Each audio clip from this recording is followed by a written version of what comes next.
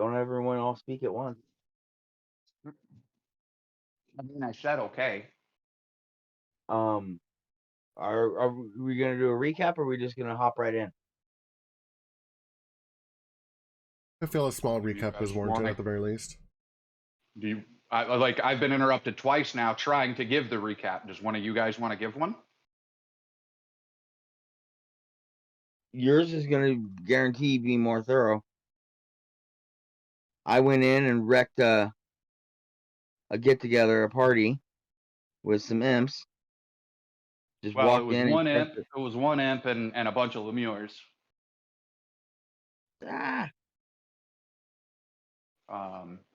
Okay, so last session, party was separated. Part of the party, god damn it, now I spilled my damn drink all over the floor. Of course, right now when I'm about to fucking start, I'm getting grumpy. Blame it on your neighbor. Blame it on what? Your neighbor.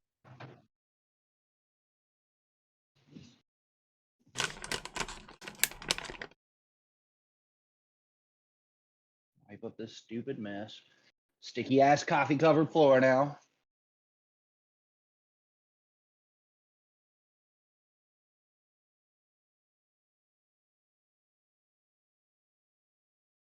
All right. Last session, it started with the party separated. Most of the party had moved on and found a place they were going to try to hole up for a short rest. It was an old tavern inn. You guys came through the front door, saw some bad guys.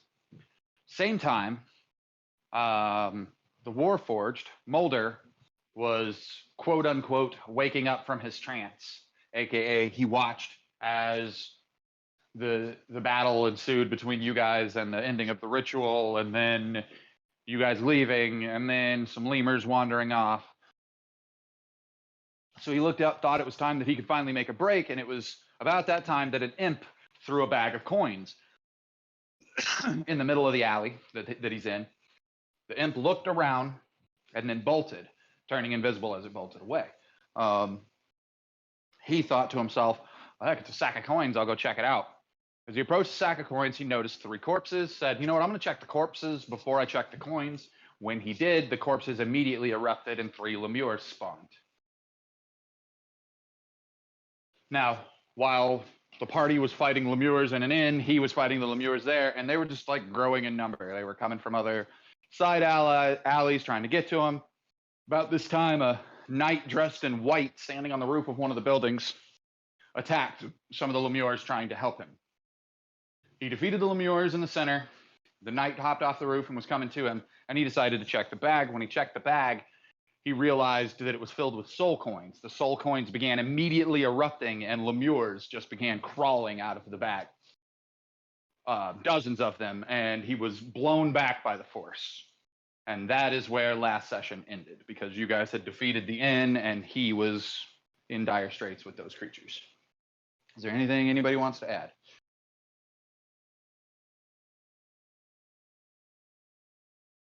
No, that was pretty good. Yeah, I'm pretty sure Okay. that's everything. Put the map on screen with Moulder on it.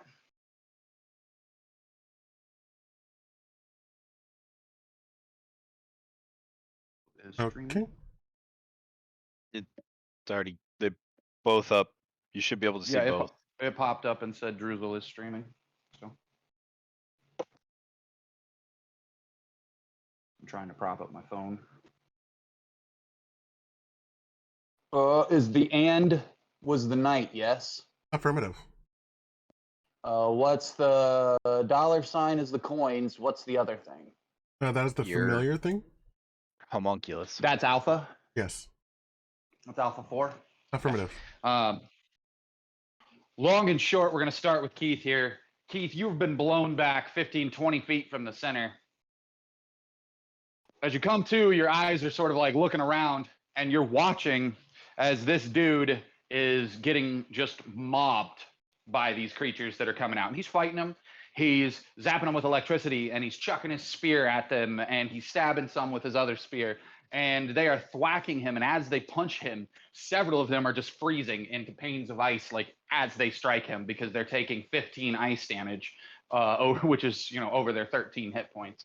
So they're just getting sharded into ice as they punch him. But he is getting beat the fuck down. And you're blinking in and out of consciousness, so to speak, having been blown backwards, because like that concussion video game image, I'm trying to present to you. Do you kind of get the visual I'm trying to present? The one where it kind of fades in and out, and the fight's sort of going on around you because it shows like your character's blinking, basically. Yep. Yeah. So that's where we come into, is that scene. He comes over to you and is like, "Here, let me help you up." Before, as he reaches for you, he is immediately drugged back into the thong of creatures. You stand yourself up, and seconds later, the little Alpha 4 creature is in front of you.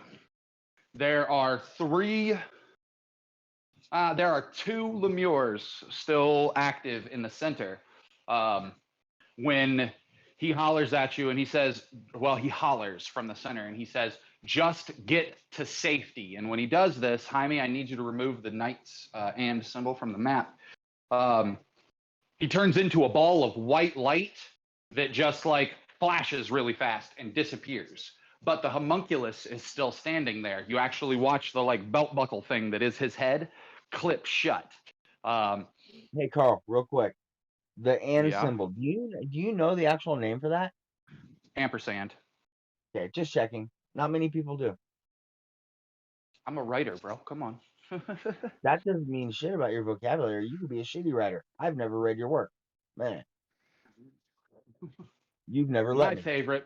My favorite punctuation symbol's an interrobang. Heck with an ampersand. Do you know what an interrobang is? All I heard was an narrowbang, and I thought of Firefly. Interrobang is my favorite punctuational symbol. Do you know what an interrobang is? Okay, No. Whenever you are texting somebody and you write question mark, exclamation point, there is actually a symbol for that called an interrobang. I did not know the exclamation point that like the question mark wraps around to make a single image. Yeah. A single punctuation. Yeah, that's called an interrobang. And the other one on the other side of the alphabet, like the Aether, A and E. Yep. Okay, tangent So there you go. I need 2 lemures on that map. The coin purse is gone as well. The homunculus servant comes running up to you and says, hey, you're another one of the alpha species, right? You can get me out of here. Like, these things are going to kill me like they did, like they attacked my master. How do you react, Keith? This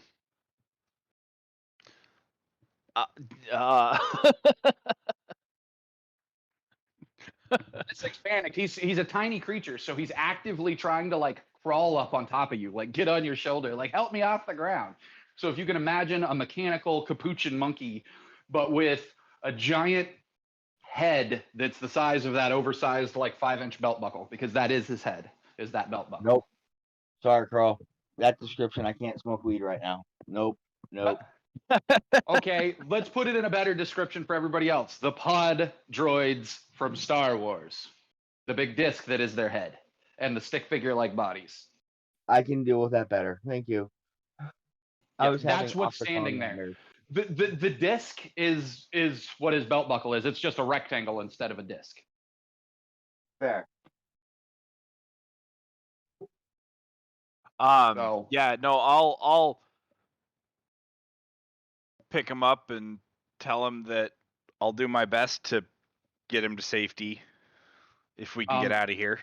Which leads me to my next question. Are you going to try to fight these slow-moving lemures, or are you just going to bolt towards your allies?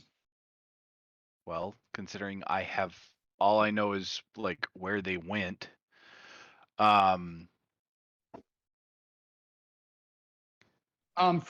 Remember, because this isn't a big role play heavy game with the 1 players. You just know I'm telling you out of game. Just know that you believe it would be easy to find them. There's 2 lemures? And there's 2 lemures here.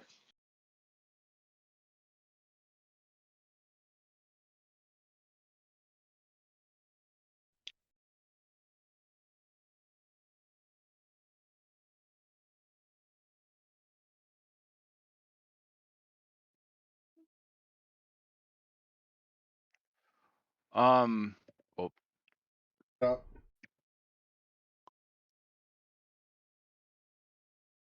yeah, we could probably just go. Yeah, you're not going to try to fight him? I mean, it's fine if you're not. I just need to know. If you're not, I will bring you up to the other party. If you are going to try to fight them, I'm going to run basically a solo combat with just you, the homunculus servant, and those two guys before we meet the rest of the party. So it's up to you if you want the free swing at the 20 experience or so you can get right here fighting these two guys.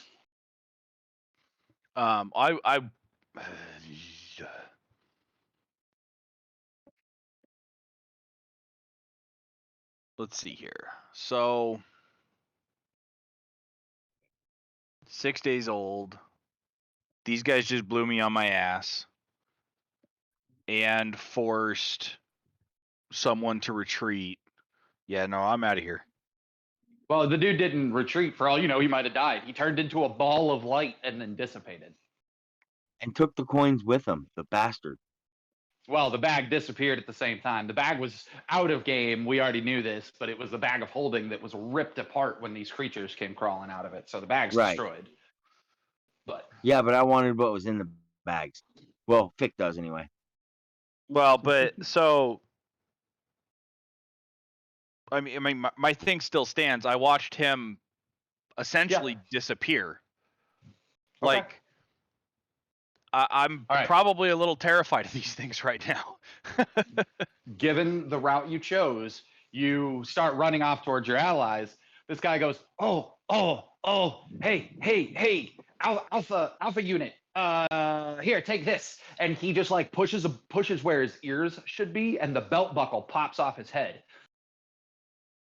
The center of it stays there, which is his actual head. It looks like a Lego head. But the belt buckle just pops off into the air, and you're able to sort of catch it. Do you clip it on? Sure. When you clip it on, a golden coin falls out in front of you. Dink, dink, dink, hits the ground. It is glowing ever so slightly with white energy. Damn you, Carl. Did he just grow a mushroom beard? I'm gonna try to catch it as it falls out when I clip it on. It hits the coin, or it hits the ground, unfortunately, but you're able to get the buckle on. If you reach out and pick the coin up, the energy dissipates, and for out-of-game mechanical purposes... Sorry, guys, hang on. I'll be right back. No, I have a problem with you fucking shit. I don't have to mute myself now. I'm no idea what he just tried to say because it cut out.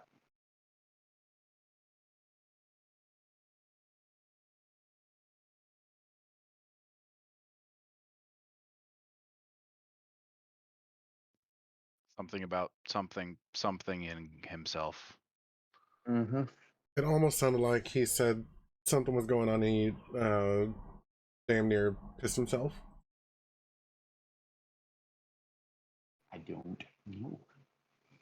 All right. The item, mechanically, so you know, is a warlock talisman from a warlock character. He was a warlock. But the talisman, he can let other people hold. You are now holding his talisman. Whenever the wearer of this talisman, so aka you stick that coin back in the belt buckle, and whenever you fail an ability check, you can add a d4 to the roll, potentially turning it into a success. You can use this 3 times per long rest.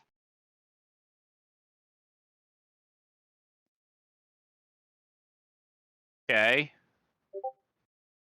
I'm looking to see, I think...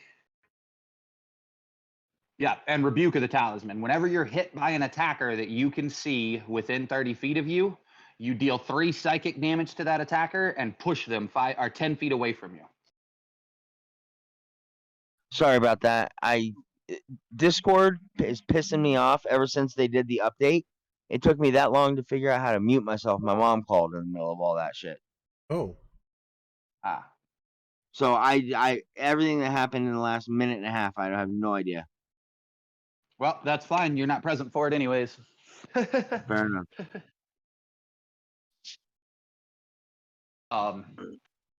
So yeah, the coin is a power coin is all it is. So long as you're wielding that coin, somebody strikes you, they take 3 damage and are blown 10 feet away from you. And you can use it 3 times per day to draw energy out of it to get a bonus D4 to an ability check. Cool, Keith? Yeah, I may have to have you.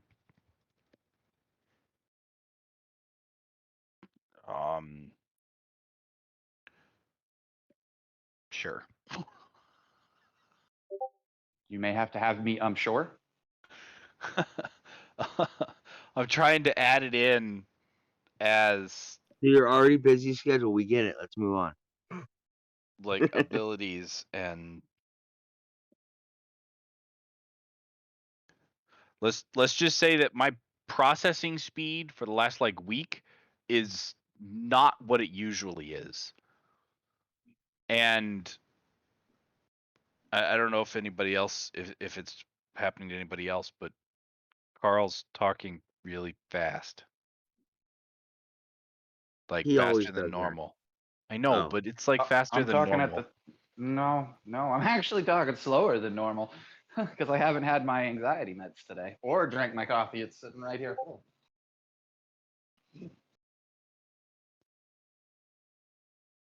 Interesting. Anyway, my comment was meant to come off as dry funny, and it didn't, and I apologize if it sounded mean. That was not the point. Whoa. Tell the world to stop doing somersaults after I get down. Do you pop the coin back in the belt buckle? Yes. Okay. In the process of popping the coin back in the belt buckle, you notice that there is a piece of paper inside the belt buckle.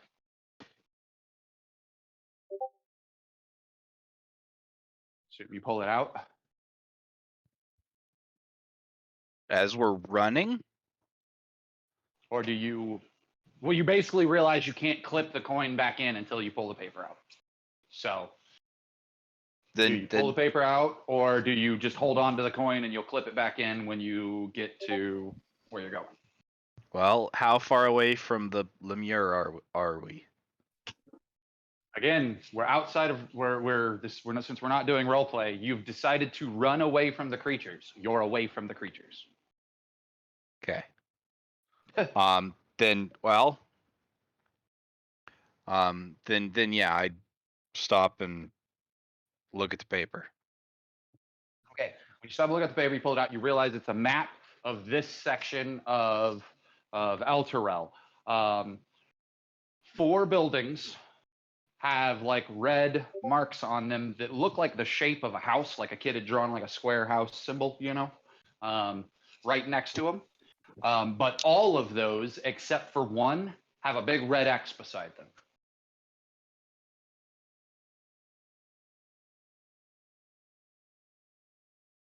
Okay.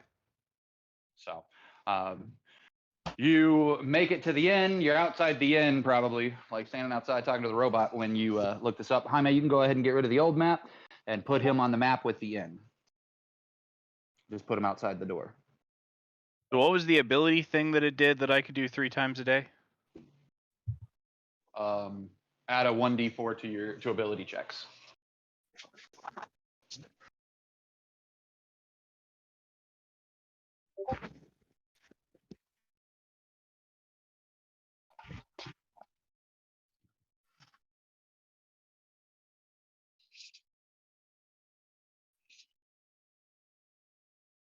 There we are.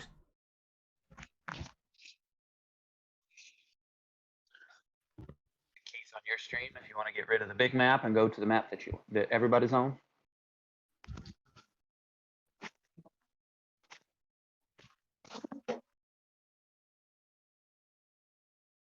Cool. So basically, no sooner than you run up, this door is standing wide open. You hear the last scream of like a fight that had just gone inside. And the 3 of us turn around and see you standing outside the door. Ta-da! The party's back together. Hooray. because the party is back together, everybody gets 25 experience points. Yay! Where you been? You late for party? Y'all left me. You didn't follow. You don't appear injured. I'm a little injured. Do you come in and close the door behind you? Or do you stay out in the street hollering through the door?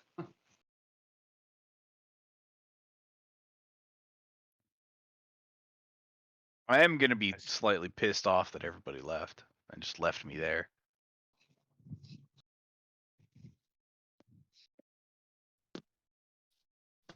You were trancing, bro.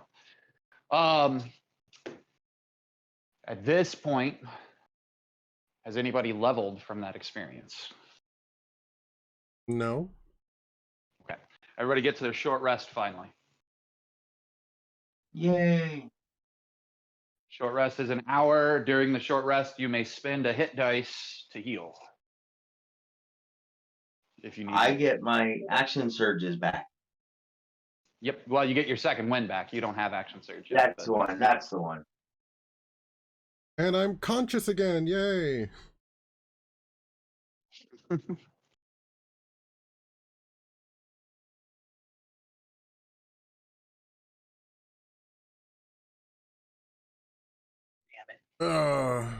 Remind me to not do that again. Tinker?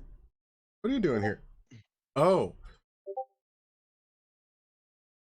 Oh.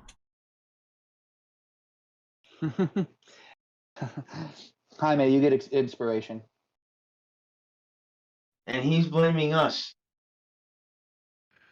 I mean, that You might be don't follow the valid. fight. If it helps, Yeah. Moulder, the kid now knows why you would be upset you were left behind.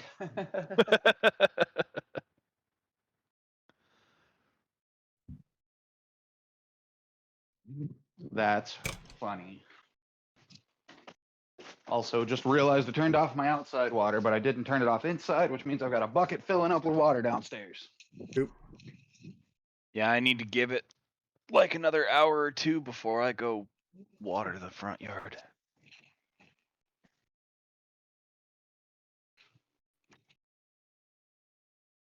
All right, turned off. Okay, so during the hour you're resting in here. Keith, did you tell him about the map you found? Yes. Okay. Did you write down how many X's I told you there were, / how many house marks I told you there were? No, because by the time it finished by the time my computer told me what was written down, you were 6 steps ahead. I think my computer's doing worse than I am today. Weird. So on the map, we'll go ahead and throw new numbers out because I didn't remember what I told you. It's fine. On the map, there are 4 buildings that are marked with like a house symbol. 3 of the buildings that are marked with a house symbol also have big red X's.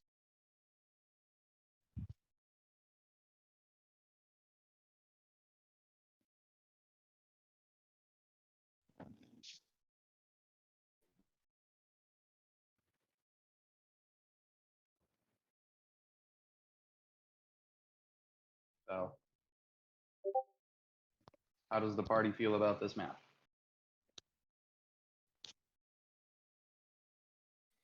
Oh.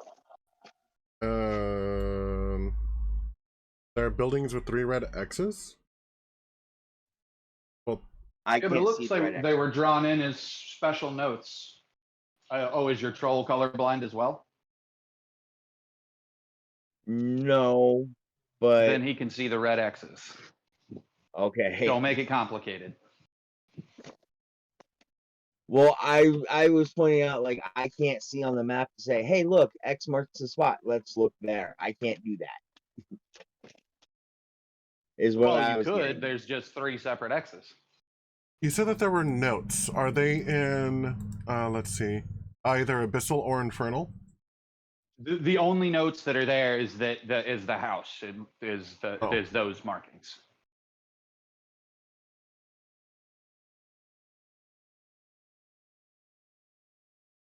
There's no other clues appear to be on the map. So this could be either one of two things. Either this is showing locations that they've already searched, or it's places that they've narrowed down where it might have something that they could find. What it is, I don't know. They weren't kind enough to put that kind of note here.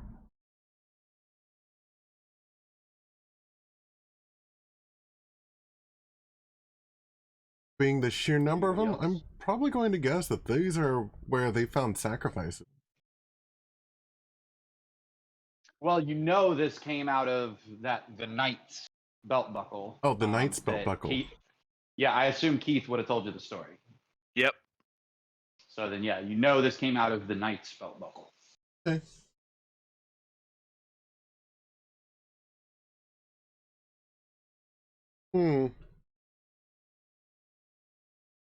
Everyone hears like a metallic sort of grinding noise. And Keith, that grinding noise is coming from your shoulder, and that grinding noise is actually the sound of the little Alphabot's jaw moving as he's sort of like chewing his own jaw. And he says to you and goes, I wonder when somebody's going to ask me what the map says. I was just about to. Because if I was going to ask if I was told the story of the night, then that means that I would know that that little robot is there. Yep. So imagine it from like an anime perspective. He just like leans into the scene as though he had been there the whole time watching. And we all just Right, forgot about it. I need to ask. Yeah. So, you said your name was Alpha? No, I said I'm an Alpha Series Model 4. God, organics, you're so strange for little meat bags. Okay, what is your nomenclature? And he just stares at you for a minute and he goes, I've never been given one. All right, would you like And to he assign yourself seems a... just as confused as you are when he says that. Like, nobody's ever asked me that. Would you like to assign yourself a designation, or shall we assign one for you? He like looks around at the party and he says, give it your best shot. Shot put.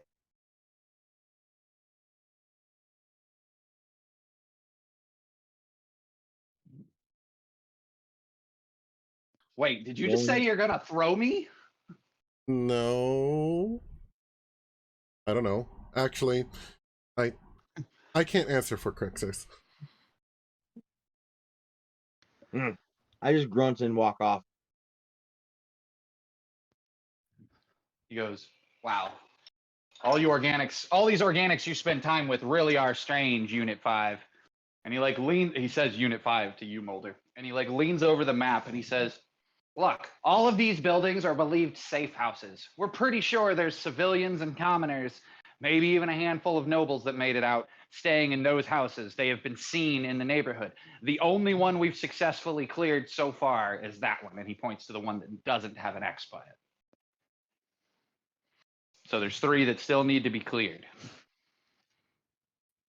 And may or may not have civilians in them already. Oh.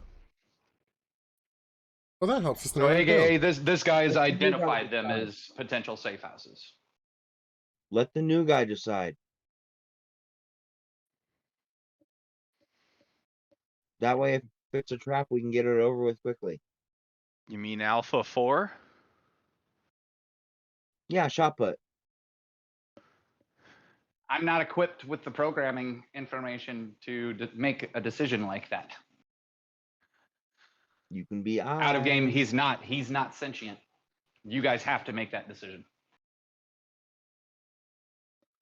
I can use him as an unmanned drone. No, I can't. No, you couldn't. No, you can't. His owner could. Right now, he's following his last orders, which were to follow you guys. Well, specifically to follow Moulder. Stick Okay. with Moulder. Let's go for the furthest one. As long as I But don't yeah, get so you left do- behind again. You do pick one off the list. As long as I don't get left behind again. Dude can counterfeit money, get charged with a crime, and then get told you're going to jail, and then get told, nah, you're fine. And he's totally fine. But get left behind once and he never lets it go. Don't buy it.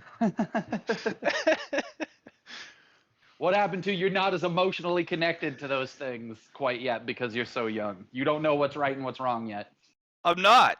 I'm just terrified of the 30 lemures that popped out of a freaking bag. This guy's After officially y'all scared left. of coin purchase. You will never be a rogue class ever. We've decided this for Moulder. He thought he wanted coin purses, but now whenever he sees one open, he's like, every time, no matter what. Nope. I can't wait for him to meet Thick and Perfect to pull out and start putting like little coin pouches on him. He's not even gonna put coins in them, just empty pouches on Just you. the pouch. No, I'm gonna make him come with us to dinner, and no one else bring up money. Well, I'll have money. It just won't be in a coin purse. Yeah, he's the kind of guy that would wear them like what do they call it? Nuts on a string? The gold coins with the holes punched through them, but they wear them as a necklace. Actually, I'd Pay for your burial. just hollow out a panel and hold them in there. I mean, that works too. I was trying to name off something that was era appropriate in that timeline, what people would have done to avoid their coin purse getting stolen. Like, this is a historical thing. Is they would drill holes in gold and silver and run a string through it and then wear it as a necklace. It's actually why we see jewelry nowadays that are golden chains and stuff like that. That came from people trying to wear their wealth around their neck, actually. Like, that is the historical origin of that kind of jewelry. Fun fact. So, you guys decide to pick a house. Trying to decide. Technically speaking, Cam's character should be out there in the world somewhere, right? He didn't come with us into this fight because he wasn't here last time? Correct. Okay, cool. That's I fine. know We what don't I'm need gonna to. do. I pick up Okay. a rock. I pick up a rock and I start spinning in circles until I get dizzy. Then I hit it like a baseball bat, and wherever the rock goes, we go.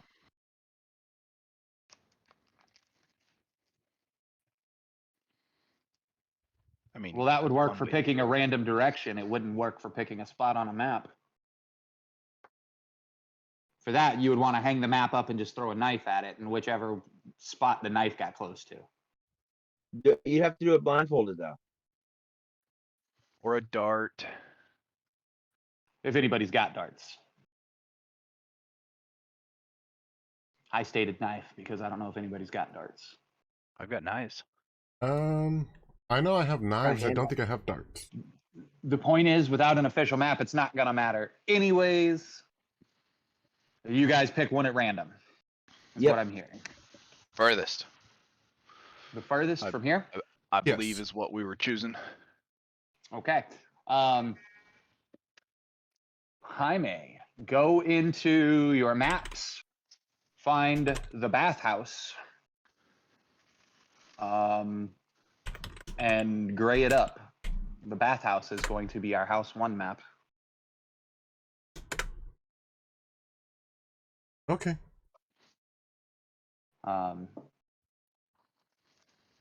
If you want to share it with our tokens on it. And then I am going to text you a number of villains that are in this bathhouse that we now have to face.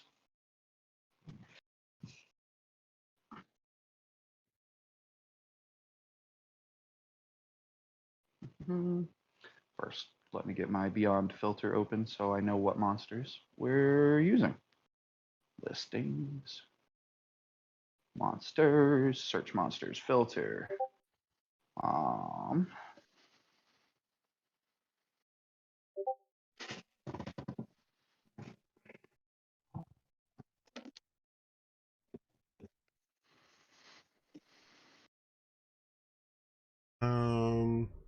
How do I? What? No. How do you make it? Give it the grayed out field of view. Yeah. It's an eyeball in one of the corners, but I don't know how to do it. If I remember correctly.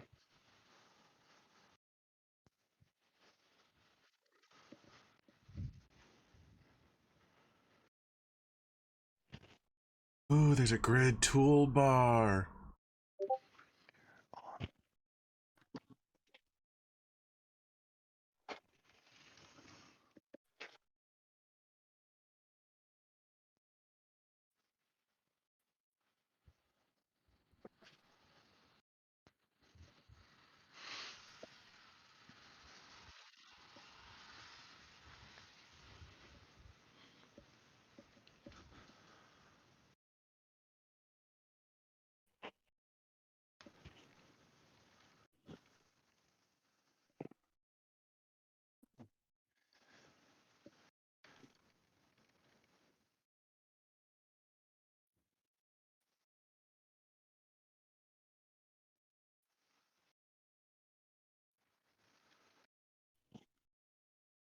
Oh, the bathhouse still has the sword from last time.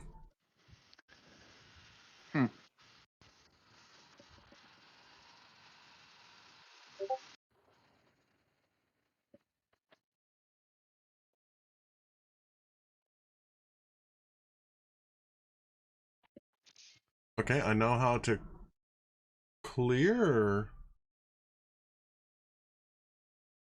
grayed out stuff because apparently they still grayed out parts on this map. Oh,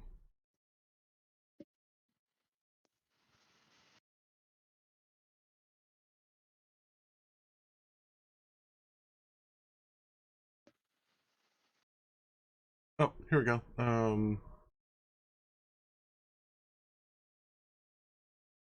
Going to delete the mask, then going to enable the mask. Yay! I did it.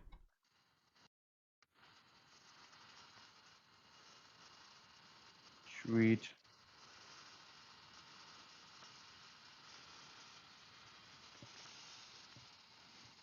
So now we just need to add all of the happy people onto.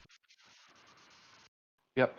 And I can't remember if there's two separate maps. They're not for the bathhouse because there should be one for the upstairs and one for the dungeon down below it. They are separate maps. Go ahead and put us on the dungeon down below it. On the dungeon part? Yeah, because that's the part that we're going to explore. There's not really anything in the upstairs. Is So that this not is- the part you were working on? I'm Yes. sorry.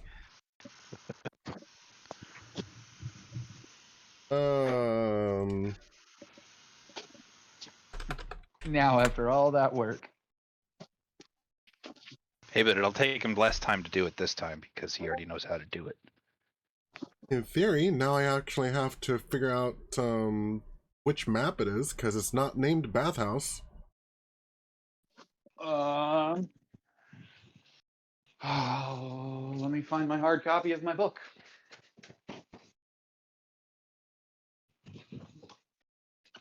I thought it was named bathhouse. I'm sorry. I have no idea what it's named in the thing.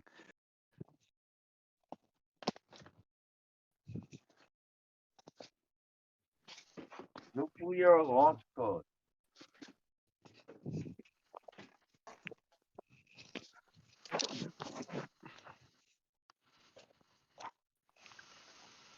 Dungeon of the Dead 3? Yeah, Dungeon of the Dead 3.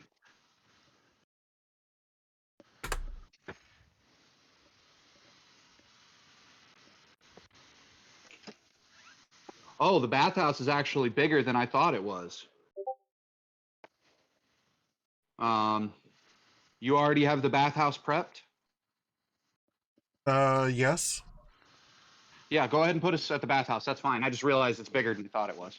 Because I wasn't looking at the map. I was pulling this from memory. Okay. As he was halfway through fixing the other one. As I had just found the other one. Sorry. Y'all are brats. What did I do? Hey You man, know I'm what you just trying did. to make use of the resources we already have access to. I know.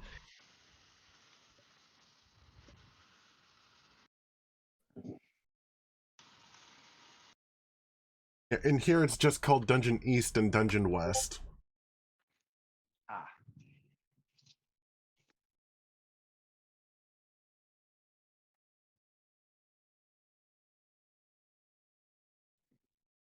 You know, I could see us doing this totally awesome quest to help out the party and getting our asses chewed by the main party. All right, we find ourselves standing outside of the courtyard. Given that it's the upstairs area we're using, Jaime, you can go ahead and make the whole courtyard visible, which should be easy enough. It's just rectangles E. to clear. Inside the courtyard, put 5 lemure. And then I will text you everything that's found inside the building, and you can put them in rooms where you want them.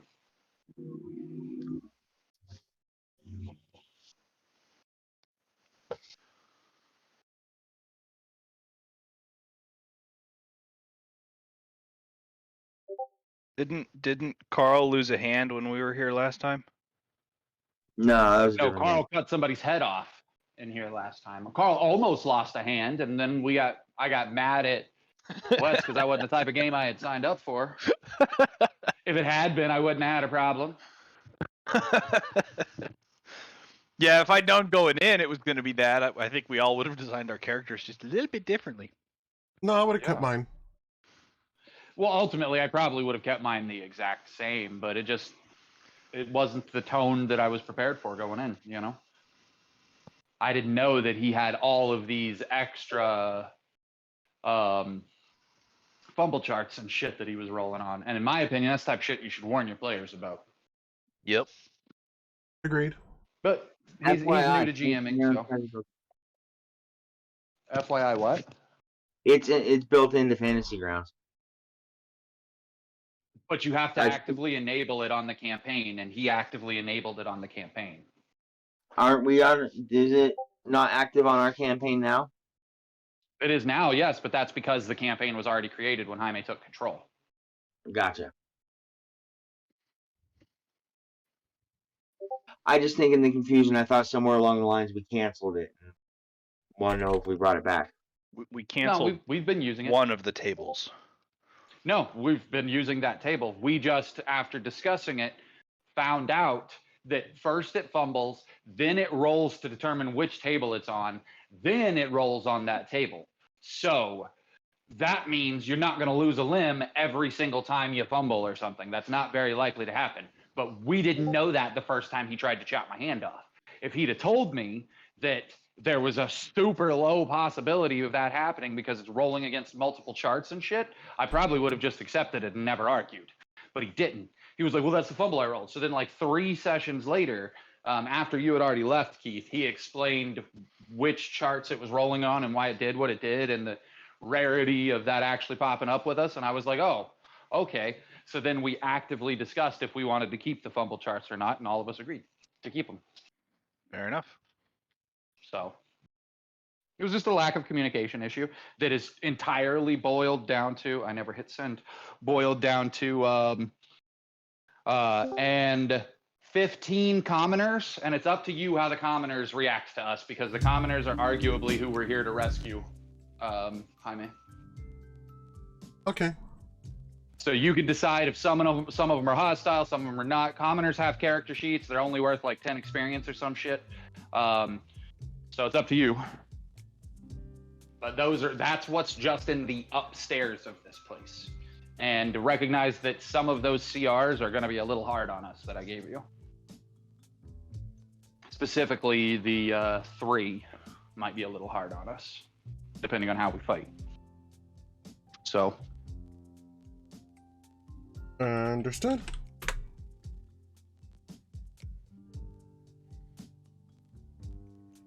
let me know if something's not in there. I figured out why that cackler demon I summoned for the ritual. I figured out why that wasn't in the in Beyond or in Fantasy Grounds. It's from Ravnica. The cackler demon is a gruel demon. So that's why it wasn't in our stuff, but it was on Beyond. And I haven't quite figured out how to filter out books yet from my filter search when I'm looking for monsters and stuff, because right now it just searches everything I have a resource for. Which reminds me, did you guys download Acquisitions Incorporated for free? On Beyond? Yeah. I think so. Okay, yeah, it's free on Beyond right now. It might have ended at the beginning of this month now that I think about it, but it's free because Acquisitions Incorporated was technically owned by the people who own The Office. And when Wizards of the Coast bought D&D Beyond, they did not buy the properties that technically were owned by other people. Technically, that means the Rick and Morty one is probably going to become free on here as well. Acquisitions Incorporated. There's a fuck ton of them. Yeah, Acquisitions Incorporated is the D&D version of The Office. No, A I whole bunch did not, of but I'm extra doing it spells after and this. creatures. I'm guessing yes because I can search it.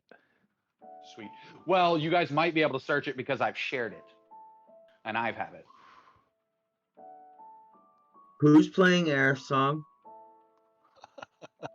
Well, that's me, technically. Your goes over mimic the ability recording. has gotten so much better. What was that? Your mimic ability has gotten so much better. It's funny that you say that because if you look, I actually have a bot in the channel. Oh, did we finally have a Discord bot for audio? Sort of. It's called Kinkubot. Kinkubot. You're right. It is funny that he mimics it. Gurk, have an inspiration. But it's something that's completely controlled on my side. So if you want me to put something on, then go ahead and put in a request, or I can even make a playlist. What I would like is for you to share the information on how you put that in there and all to Keith and I, so that when we play in the Nova Archons chat, we can add our music for playing DCUO with. And we haven't been able to figure out how to make a bot work for audio ever since they pulled the rhythm bot. Okay. I will send you the information that I found on Kinkubot. Cool. Cool. Appreciate you. Yay, Keith. I know I may have to just hang out in that channel now, just have battle music going on. Right? Dude, I shit you not. Sometimes I log in the middle of the week or the middle of the night, just listening to my book. If anyone ever catches me, I just sit there occasionally quiet check listening. Discord. I guess I've missed you. But I do check it occasionally at night to see if anybody's like logged into it doing anything. I do it 2-3 times a week for about an hour, if no one's there. But I no talking, just shut the fuck up and enjoy the book. Awesome. And we have individual control of the volume for Kinkubot. Yep. That's awesome. Yeah, I had to turn mine down a little bit because it was a little louder than almost everybody. Yeah, it was just a hair louder than the volume we were all talking at, so it was throwing me off. Sorry, I could have, No. or I could still adjust it from my end. No, you're good. I adjusted it on my end and it's perfect now, so. Okay.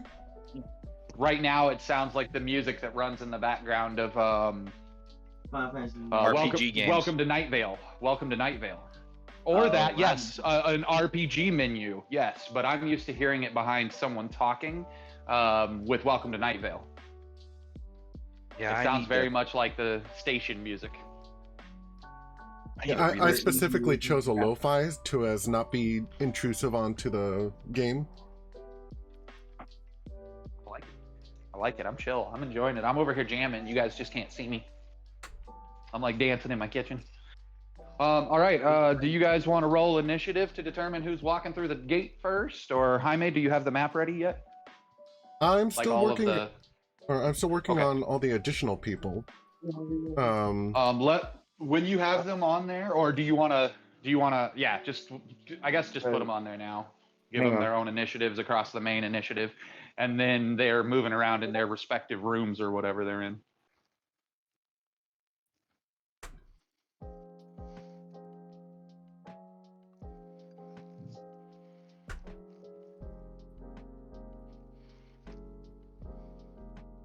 Okay, so this upper area is pretty small for the numbers that you gave me.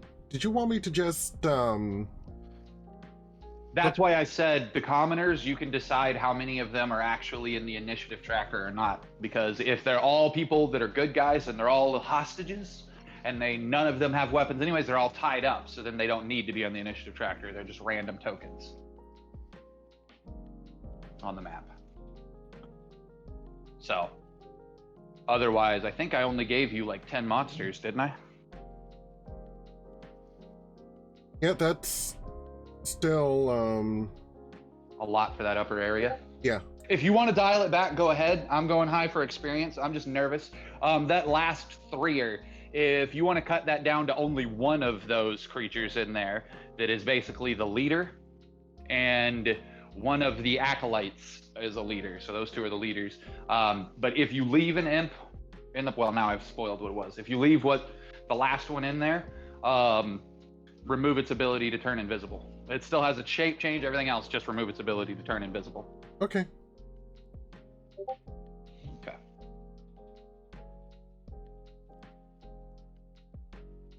Otherwise, all the things have a low enough CR. I'm not necessarily worried about it.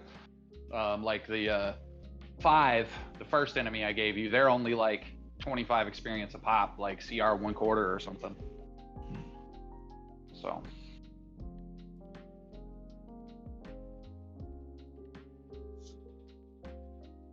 I don't know. You're the main GM, and you can see the stats. I don't look at their stats. I look at their CR, and if their CR is low enough, I send them the party's way.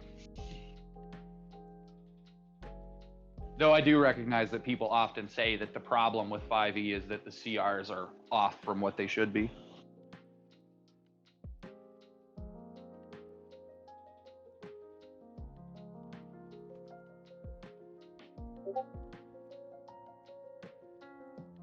So, and then you said how many civies?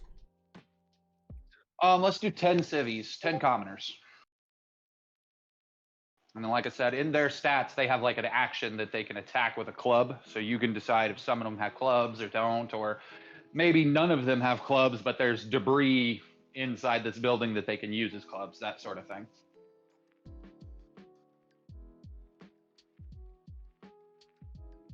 Okay.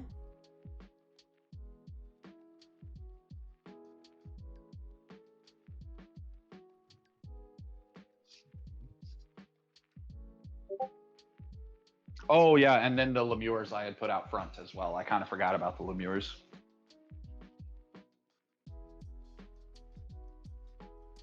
Wouldn't have forgot about him when combat started. No, definitely not. I don't know, if I were you, I'd be giving that totem you have to the party healer so that he's protected, but I respect why you wouldn't. At level 1, we all kind of need it.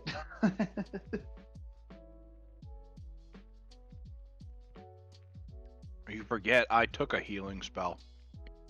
Oh, I know. I don't know what spell slots you have left because we only got a short rest.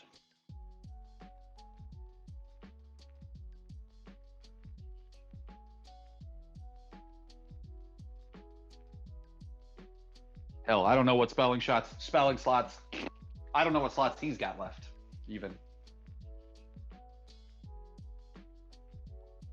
I've got one, and I'm probably going to end up saving it for either an awesomely epic caustic brew where I can get more than 2 people in a line, or healing.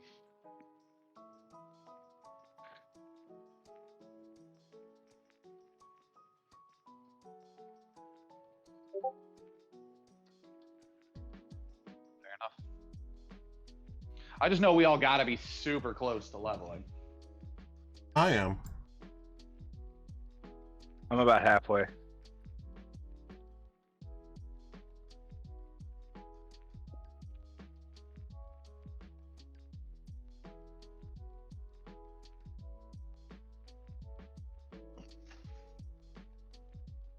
I'm at 200 experience. Yeah, I'm at Times like what, 300? 190 out of 300, yeah. I'm at 245. Nice. Yeah, there may be enough in here to maybe enough bad guys in here to get us at next level. I mean, I need 100 experience. There's not enough bad guys in here to give me 100 experience, but at least one person's leveling today is the goal. I'm trying so hard for it. We just have to make sure I don't get knocked out this time. Yeah, I've thought about that, and in retrospect, I am no longer, for the record, I'm glad you brought that up, Jaime. I've been spending a lot of time with some of my rulings for partial experience and shit. And what I've decided is if you show up to the session at all, you get full experience. Yay. Which means you should have got, and this will be going forward, I'm not going to retroactive it. Right now, it's destabilized some of our people's experience so that we'll level at different times, and I'm okay with that. I want that. But you should have more experience than you do, and so should Keith. Because Keith showed up for a session, but then he had to leave because his parents got there. He should have gotten the experience for that fight, even though he wasn't present for the fight, because he did show up and try to be there for the session. And we knew like a week in advance that we had no idea how that session was going to work for me. Yep. So after, in retrospect, my new rule is if you show up, you get it. If you go down in the fight, you are still present for it. As long as you don't die in the fight, you'll get your full experience. Well, and even if you do die, you should, if you can be brought back, you should at least get experience for the chunk of fight that you were there for. Which is why I would just give half experience maybe in a die situation. Fair enough. Because in the old days, D&D, resurrecting a person took a chunk of their experience anyways. Nowadays, it doesn't.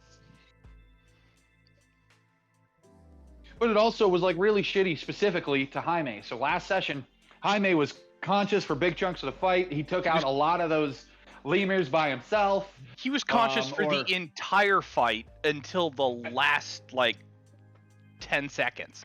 And then I gave him half experience. That's a robbery. It's a robbery on my part. I shouldn't have done that. I have felt bad about it for 2 weeks, or a week, however long it's been since we played. And that's what's had me weighing in on it ever since then.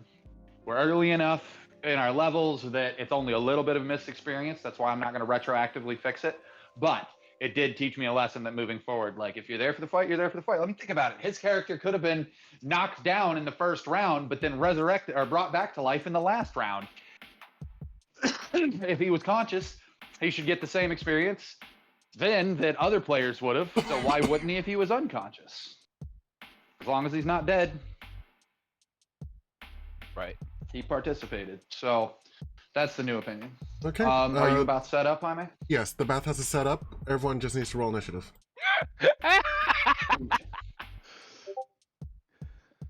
Were you laughing at me and Jaime, or just laughing?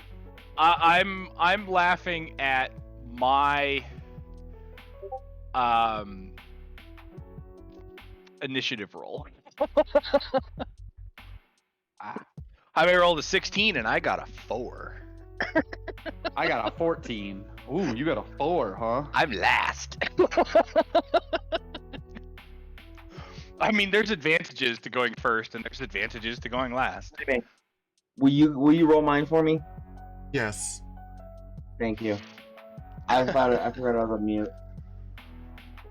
While we're prepping for battle, I actually look at the troll and say, everyone stack up on Crixus.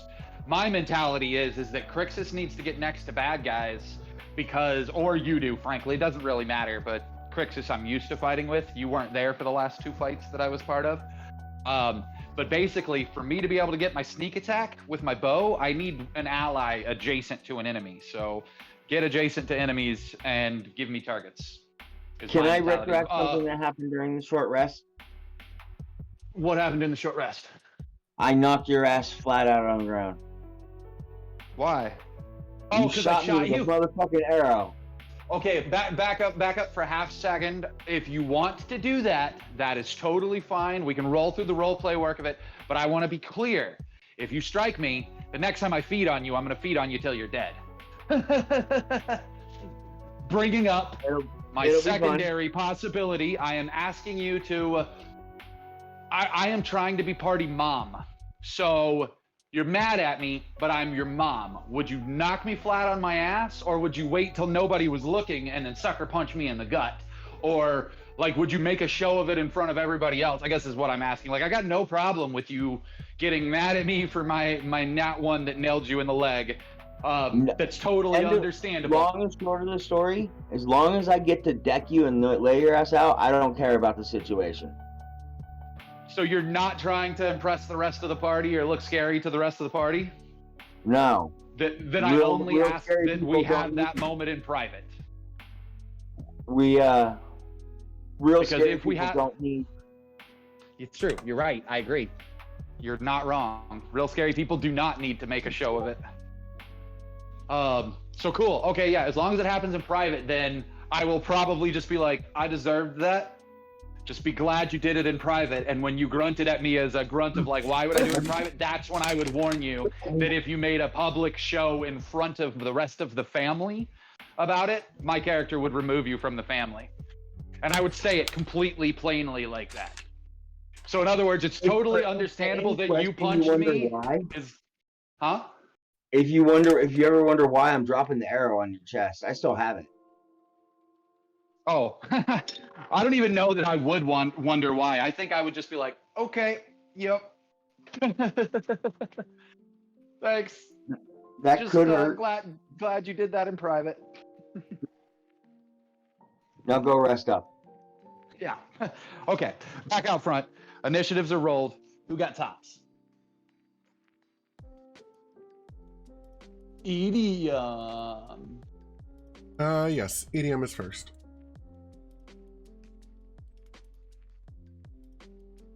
And let's see, so that we had our short rest. How do I activate a short rest? On your thing, I don't know. Is it done from the combat tracker?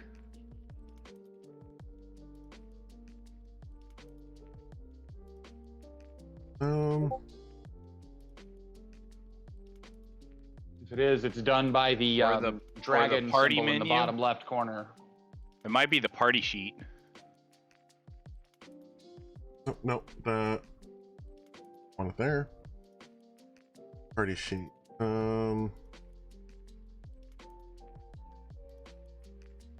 Oh, the party's not on the party sheet.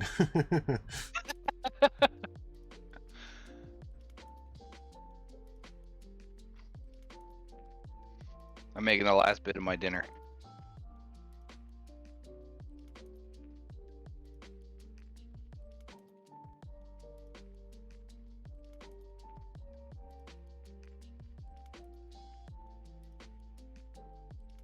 Okay. I got you a large thing of fries.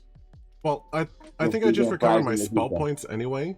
So Yeah, you're a sorcerer. Well, you don't even have spell points yet, but yes, normally that's how you recover yours is via spell points. I do have spell points. Oh, because of your feet. Yep. Hot dog.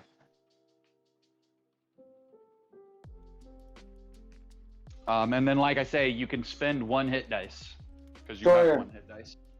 Will you go get my hoodie, please? Yeah, and I did spend the 1 hit dice that I had available to heal. That's how I healed. Did you put yourself? You were already unconscious. Did you put yourself at 1 before healing the dice? Die. If you enter a short rest at 0, you auto go to 1 before rolling the hit die. I do not. Yeah, it's assumed that you are healed enough to be conscious if you enter a short rest. Nice.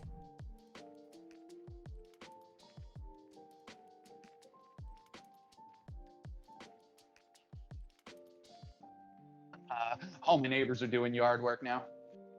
Now that I've come in from doing mine, all of them are. That's funny. It's fucking amazing. They don't do it when I'm out there anymore because they know I'm picky. Thank you, sweetheart. Okay, so Did you bring one? Oh, that's yours. I guess asking you because you're first in initiative. Are we gonna try to sneak in there? Are we gonna like stealth in? I was waiting here for food. I am definitely not built for. Well, actually, I can be stealthy, but seeing the rest of the group, I don't. Or half of the group isn't really the stealthy type. I'm about as stealthy as a mariachi band on meth. It's true. So you guys know, I read the DM's opinion on ambush attacks, the DMG's opinion on ambush attacks, which are a little bit different than modules place it. DMG is everybody in the party rolls a stealth check, and you compare everybody's stealth checks versus the enemy's passive perception, unless they are actively like a guard and rolling active perception checks. So it's literally every one of us rolls versus whatever, and we only get the ambush round if all of us are stealthy. Or I'm sorry, if one of us is stealthy, it's like it adds a new round to the beginning of it. Whoever successfully pulls off an ambush gets to act in that ambush round. They're the only ones that do. Everybody else is treated as surprised. Okay. So if the whole party is successfully stealthed, cool. If everybody's stealthed but Crixus just has to wait till round 2 before he can attack. I'm okay with that. So, knowing that, asking my question, do you guys want to try for stealth? There's no reason not to. We're in a good position for it. Agreed. Okay, well, you are first. So if you want to roll your stealth, well, everybody go ahead and roll it. Whoa. Hi, me if you mind. Not at all. You actually have higher stealth than I do. But he rolls at disadvantage, apparently. No, that was me. Tinker, because he has heavy Oh. armor. Because I'm wearing heavy armor, or I'm wearing scale mail. Wait, why is Crixus also wearing armor? Yes. Oh. Chainmail. Okay, well you still got an Remember, Pete? 18. That's still pretty I'll damn spend good my for both of us. inspiration. I have a 19 on my stealth check.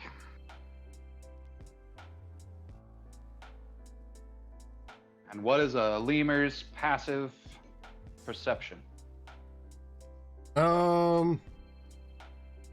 Average. So 10? Yeah. So all of us are stealthed. Almost. I haven't rolled for idiom. Oh, I thought you had. My bad. 10. Goes The to the favor of the players according to 5e, goes to the attacker according to me. Either way you win, in my opinion. The one not wearing armor is the least stealthy. That's so funny. What are you making That's arm so put funny. noises? No, he's probably chanting, prepping his spells, muttering spell words under his breath. But either way, we are successfully stealthed. Hey, you guys hear that? Yeah, it must be the wind. Yeah, that's exactly the sound the wind makes. Ain't rats. Ain't never rats. That minion honestly needed to get a raise. Right? Dude, literally the best. So, DC Universe Online, Cape Carmine Lighthouse. In the basement of Cape Carmine Lighthouse is Bane. You have to go fight him. But in the first room of the lighthouse, when you break in, camera pans around to all these like minions standing around and somebody goes, "Did you hear that?" And another person goes, "It's probably rats." And he goes, "Ain't rats. Ain't never rats. Go tell the boss we've got company." Like, that's it. He doesn't go look. He's just like, no, it's definitely not rats. We're being attacked. Go let the boss know. He definitely needs a raise. Best henchman ever. None He of the dies. more powerful henchmen later, even in the game, are even as smart as he is. But he dies real quick. That's literally the dude in the first room. Well, dies, gets knocked out. Kind of depends on whether you're a hero or a villain. Also true. Well, no. A hero or a villain or a hero that likes to kill people in the case of the Huntress. Fair enough. And the Punisher. Well, yeah, but that's Marvel. not DC. Yep. All right, Idiom, your turn. We all get to go, and then we all get to go again.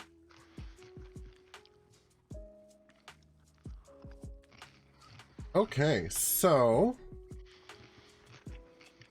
The gate's not locked, but it is latched.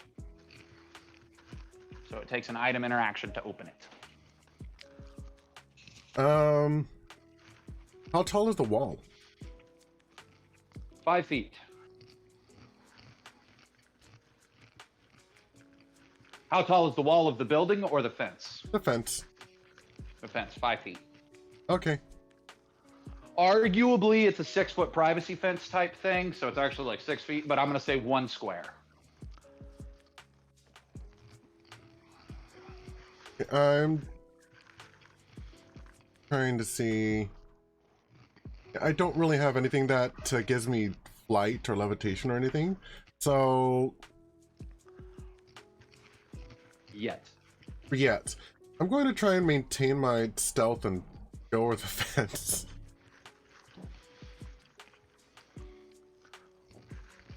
With Okay, I'm not going to require a climb check at all. You can climb that fence. It just counts 2 squares of movement, aka hindered terrain, to get through it. Okay, so that's 1,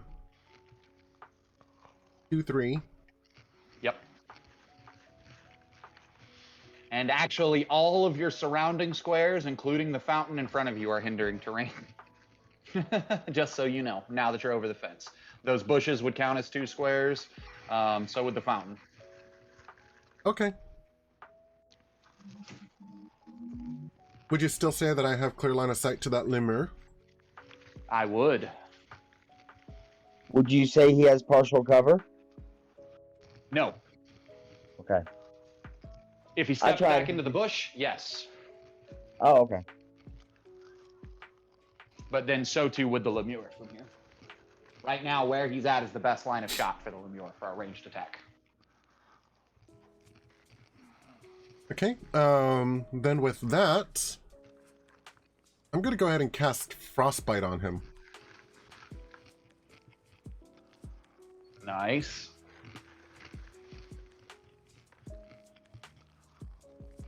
Alright, which we're gonna go, I believe, like so. And he fails his Constitution save. Nice. Oh, he resists cold damage. Damn it. That's Go okay? ahead and go wash your feet off in the shower. Alright, that's okay, because now he gets disadvantage on his next attack. Okay. Bring him in. Nice. Grab his hand.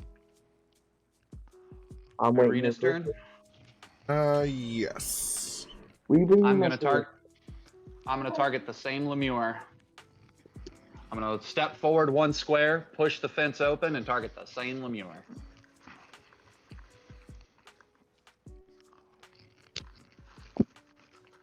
Okay. 15 versus armor class. That is a hit. Technically, we all should have rolled for advantage on both of our attack rolls. Well, my But that's my okay. spells are all saving throw based. So Saving throws. I should have rolled with advantage for my attack roll, but that's okay. 7, and then sneak attack, 11. So he's taking 11 total damage from me. On my desk, sweetheart. Alright, and it is unconscious. And I'm holding the gate for, I believe, Crixus is next. I'll, does it look like you're straining to hold the gate? No. It's a simple gate. All right. Frankly, I probably could have shot through the gate. I'm picturing like a big cast iron gate that is actual like just metal poles, so we could have seen through the gate. Like a portcullis. Yeah. But no. It's a double gate that opens up. Okay. So, but it looks, you're not wrong about like a portcullis shape as far as being able to see through. Okay. I go on through and I look you square in the eye and I give you a smirk and keep on going. As he walks past, I look at Moulder and I use my soliloquy to say, you know what? Maybe I'll cover you and I won't put any arrows in his direction. Okay, the closest limmer is 10 feet away. To your Kirk? right. To the right. I'm gonna head up and attack him with both hands. I'm throwing both hammers. Okay. He actually has enough range of motion that if you wanted to move past that Lemure and be next to two of them, he could be. But that's up to him. Oh, I'm that's gonna true. wait to finish my move until after the attack. Okay. I don't want to be surrounded. Fair. That's Okay. what happened last time. Did you want me to go ahead Well, and again, roll though, those? at least now you have cover. Did you want me to go ahead and roll Does he need those? to roll for you? Yes, please. Hey, first attack. Oh, wait, I forgot to roll it on the limmer. That's a hit. 11 damage. It is still up. And then I'm Damn gonna near clobbered in one shot. clobber him with the other hammer. Okay. That is a hit. Guys, if you line them up for me, I'm pretty sure I can play the drums like this. And it is and it is down. It is dying. I spit on it, and I just start heading towards the next one. Okay, so that was 1, 2, 3, 4. Okay, you turn around And the he corner. would have partial cover from that bush at range, just to answer his questions. Okay. You go around the corner and you can see 2 more lemurs. There are 3 up in the courtyard right now. Next would be Moulder. Is this curved bench considered difficult terrain? No. I've decided it's not, but it is definitely a bench. Before, originally, that was a stone statued wall, but I like the idea that it's a curved bench. I mean, it makes sense. Yeah, no, Or, so at least so I in thought the it did. description from the book, it's a wall. When we first attacked this place, when it was actually the bathhouse map, there was an invisible imp sitting right there, and only my character noticed it. Ah, I think I remember that. All right. So I can go through your square, right? I just can't stop in it. Yep. All right. So 5, 10, 15, 20, 25. And I'm going to attack Lemure 3. Dang it. Okay. Well, hopefully you I don't still kill it. have Hopefully you 5 don't feet kill of it. movement. I do Yeah, still yeah. have 5 feet of movement. No, However, I mean, I it's the also right get 2 thing. attacks.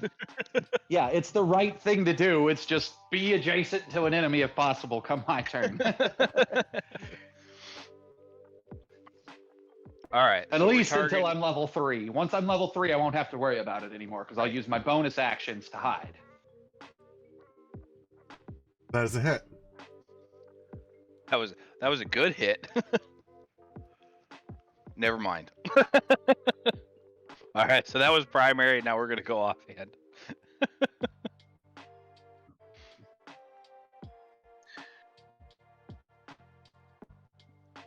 Well, you're really good at 19. targeting with your weapons.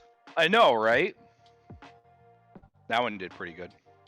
7 total damage. That's not bad. And then I'm gonna move my last 5 feet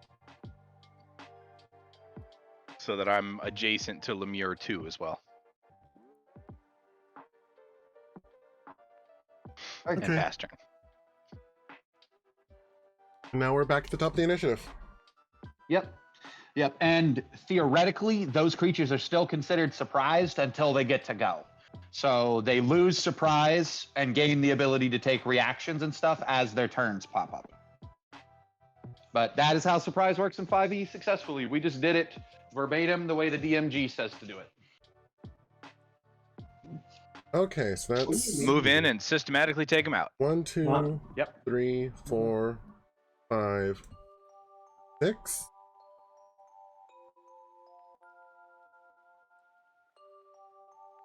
And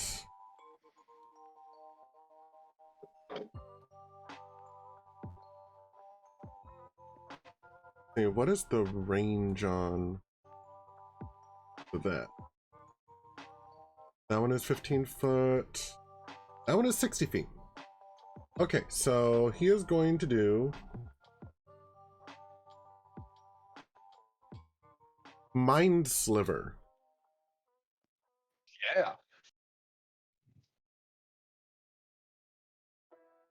My character's over here like, yes, little one, eat his brains. And he is going to cast this on Lemire 2.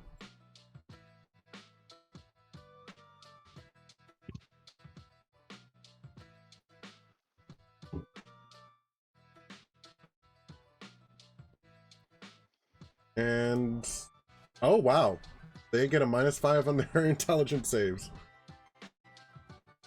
Ooh. Which means that he He's now going, there's has... not much brains to stab. Got it. Yep, it now means they take a 1d4 penalty on the next saving throw it makes before the end of my next turn. Nice. In addition, psychic damage.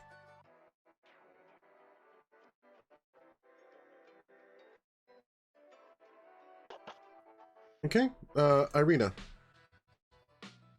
Target the one closest to me that is adjacent to an ally. That would be Lemire 3.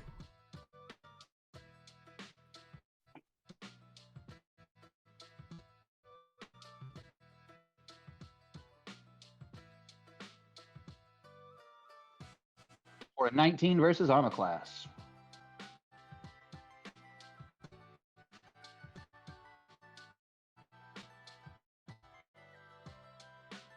For 9 damage.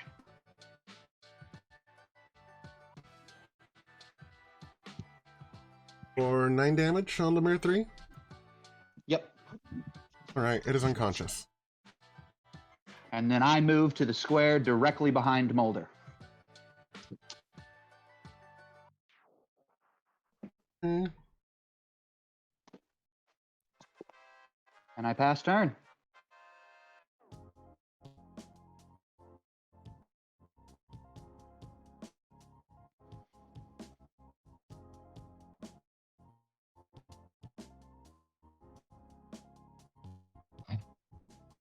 Don't worry, Moulder. So long as you survive this combat, you'll have a better attack by the end of this, I promise. Crixus. What weapon were you hitting with when you double fought there, Keith? Were they daggers? Yeah. Nice. My character is standing behind you, approvingly nodding at you because you're a double dagger fighter. I assure Crixus is probably looking at you like you got little weapons, but at least he approves of the fact that you're fighting with 2 weapons.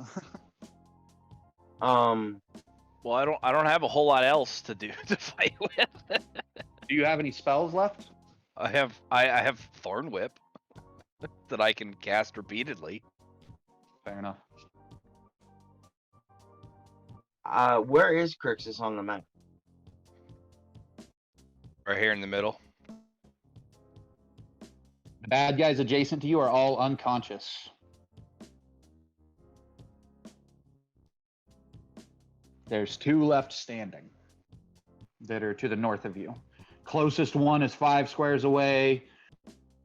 Then there's one 2 squares behind that off to an angle. Lemire number is it? Lemire number 2 is vulnerable. You said. Oop. Keith's stream went down. Yeah, I popped out and back in. Ah. Because Kenku bot and you all were randomly breaking up. Got So it. just I number don't know the 2? numbers. Jaime. I'm sorry, what was that you were asking? Is Lemay number 2 and the think that's Lemay number 2 the one that's open?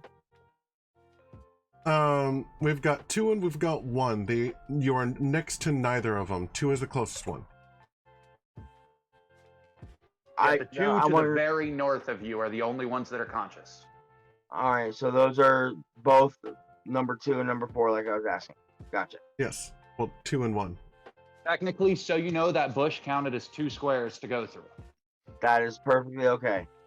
Yep, I just wanted you to know. And if you go one more, you technically have advantage. Oh, it's true. If you go 1 more north, you would attack with advantage. Which I'm working I on forgot getting to my roll map. with on both of mine. There we go. God.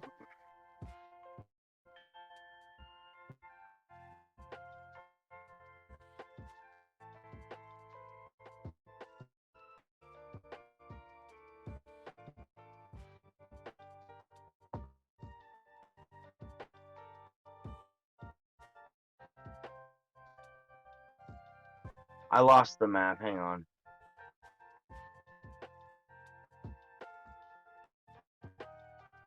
And for the record, he has advantage where he's at, Keith. Why? Those creatures are still surprised until their turn. Oh, okay.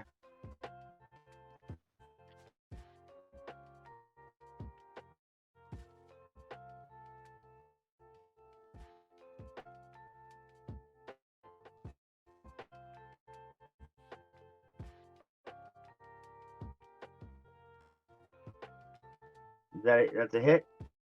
As a hit. That is a hit. And it is down. It is unconscious.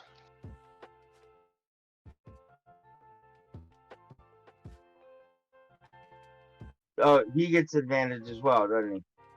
You still have advantage, yes, but then it'll be his turn. That's fine. Oh, wrong one. Frankly, we dropped everybody so fast, I'm wondering, I don't know if anybody inside even knows there's a fight going on in the front yard yet.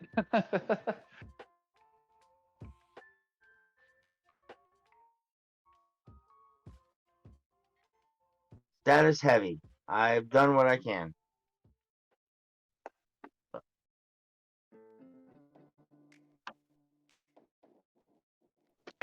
Sweet. Lemure's turn. One that's still alive.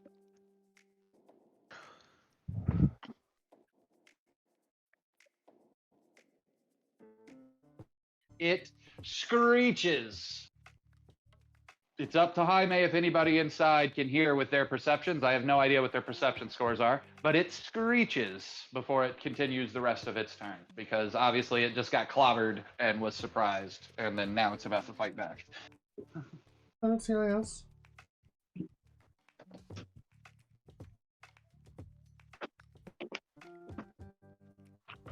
Sorry, Oreo was asking me a question. It's the Lemire's turn? Yep.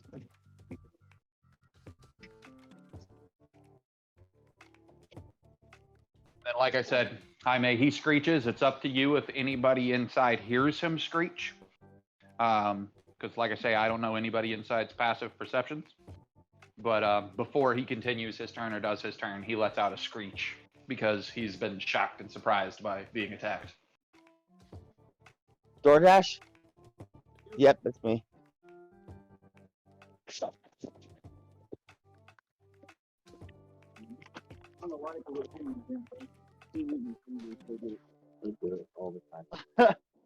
Yeah, you too.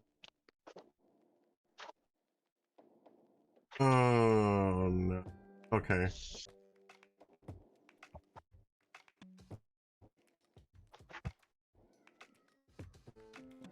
So he's going to try and get people's attention.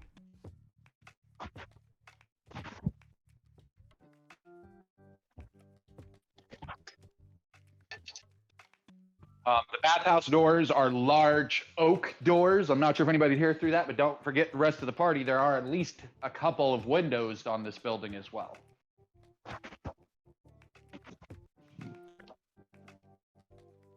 So he may or may not have just given us away.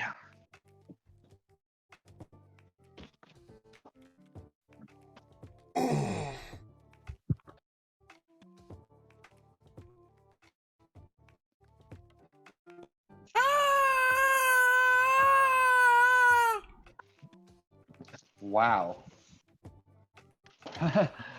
Wow.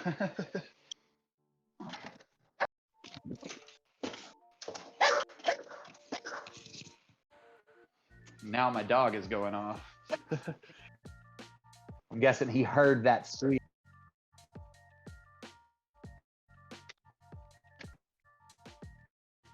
Okay. So Lemur screeches and tries to attack Trixus.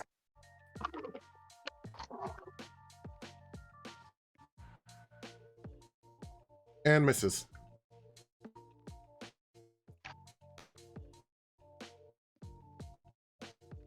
I need to start up my notepad again for death saving throws.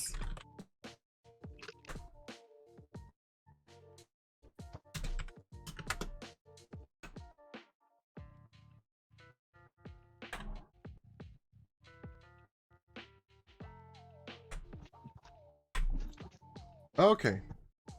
Number 2. Succeeded. Number 3. Failed.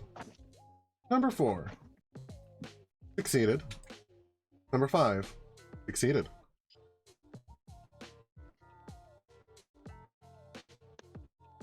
Jaime, so you know, it is you that's cutting out a little bit. Keith texted me and said he wasn't sure. He thought it might be happening on your end. I've been hearing it a lot too. You're cutting out quite a bit, just so you know.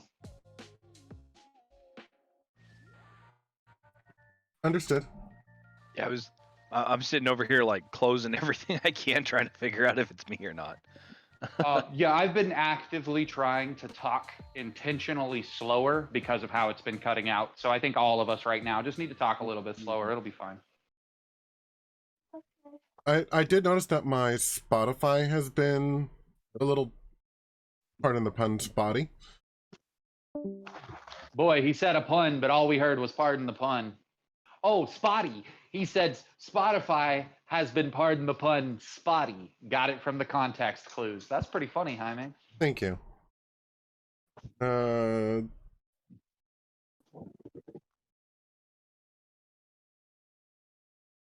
Let's see.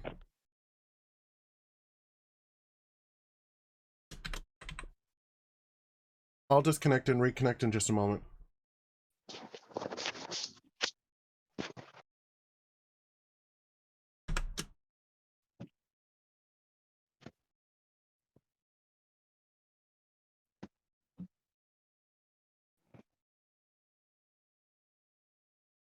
I wish that I could figure out how to make a digital input from my Spotify app, because I can just download playlists onto my computer then instead of just playing through the web player.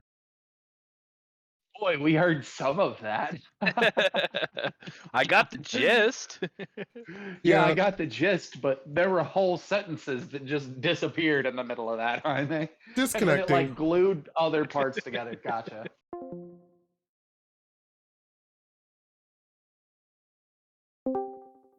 Keith, I'm glad I'm not the only one that struggled with that. Hopefully that helped.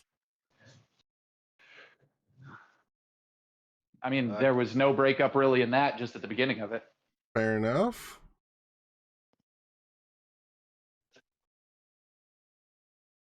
Should I test? Should I test that? No, you're fine. You're fine. We'll Okay. make it work. You know, it just might be a little bit of a struggle, a little bit, but it'll be fine. So everybody goes through their saves, and then it makes it what? Moulder's turn.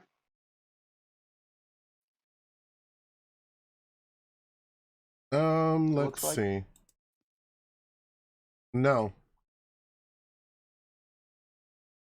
Oh. Okay, yeah.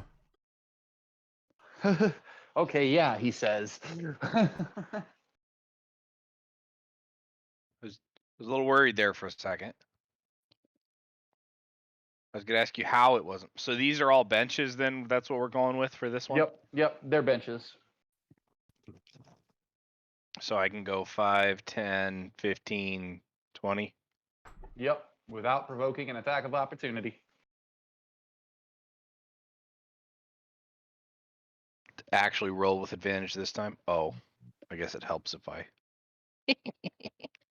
target. We'll re-roll that. 22. That is a hit. For 4 points of damage. And then the offhand for a 21.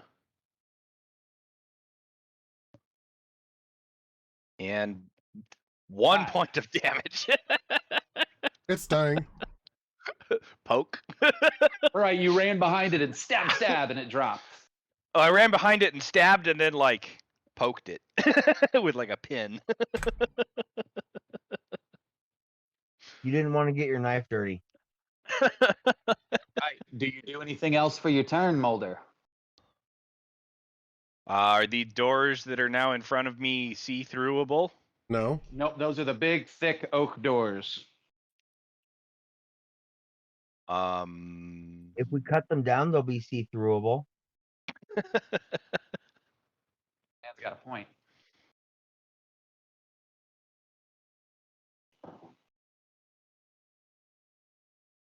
Why did I switch to dagger Because reasons? I don't know. instead of mace dagger? Eh, I don't know. I don't know either. It doesn't really matter. You'd probably hit a little harder. I'm just saying. Well, At this I point, think it I would was- probably dagger and then offhand mace. Well, so the problem with that is the mace is not considered a light weapon. So for me, since I don't actually have 2-weapon fighting, it has to be a main hand. it has to be a main hand. Yep. But let's see here. And okay, that's why I did it. So when you take the attack action and attack with a light melee weapon you're holding in one hand, you can use a bonus action to attack with the other hand if it's holding a light melee weapon. So That they would be both why have I to be switched light. back. That would be you. why I switched to dagger. Yeah. I had Yeah, 2 he's got- daggers. Girk's got dual wielder, so he can dual wielder is what gives him the ability to use non-lights. And gives him Hand. what do you call it? An extra gives him some bonus defense and other stuff. Yeah, he gets a +1 to defense as long as he's wielding an offhand weapon. I'm going to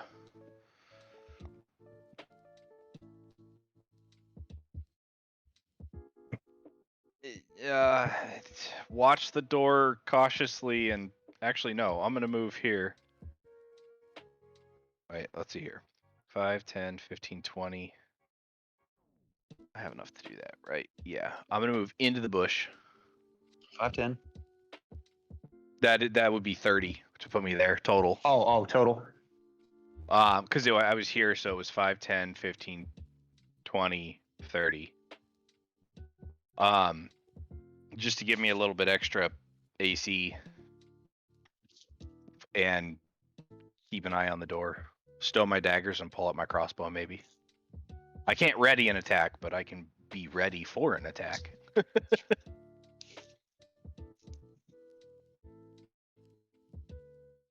And pass turn. Okay.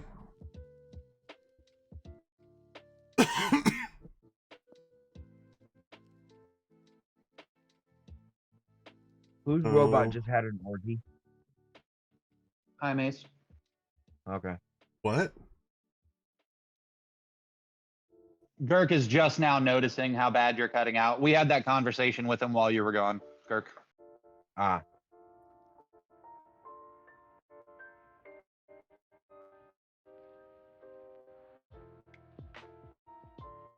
Okay, so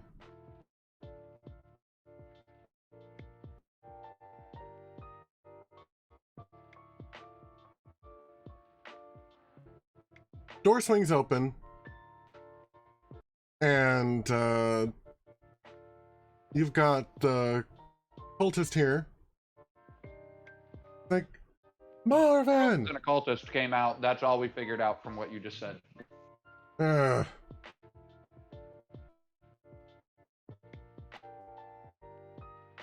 yeah, my internet's doing something wonky. Because I can hear the music breaking up again. Yep. Alright, I might have to, like, reset my... Let's drop the rhythm bot. The rhythm bot might be part of what's causing it Maybe. for you. That's disappointing.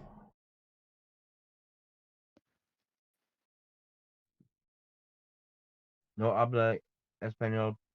Habla inglés, por favor, señor. There was no breakup in your growl. I didn't even hear a breakup in the when he turned off the bot either, or what he said after. I don't remember what it was, but Sing Modern Major General again, Jaime. Hold on, I've got a different one.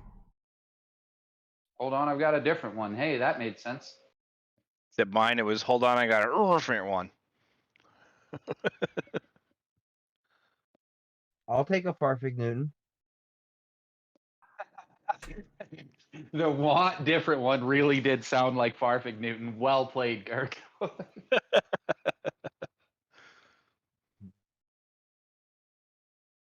Well, I'll be honest, I don't really understand, but I fell down the hill and I got glue on my hands. Now I've got records on my fingers, records on my fingers, records on my fingers, and I just can't stop. Don't stop, don't stop, can't stop. Got a platypus controlling me. What? I got a platypus controlling me. So there was some cutout, and the longer you went, the more cutout happened. But at the beginning of it, it was all fine. Okay. So what it is right now. So it was the bot, and right now you basically have to finish what you need to say in like one sentence or so. Pause, give it a second, and then say it again, or finish what you got to say. Is what it tells me. Oh, that's annoying. It is, but for the most part, you're coming through right now, so we'll take it. You might be more or less okay. We'll let you know if you cut out again. Okay. The cultist walks out of the building. What? It started with a glitch that time simply because of how loud your voice got. I wasn't gonna say anything. I was gonna let it keep going, but it started with a glitch that time. I'm disconnecting and resetting my wireless or my internet card. Okay, will that fuck with the server? It might. Okay.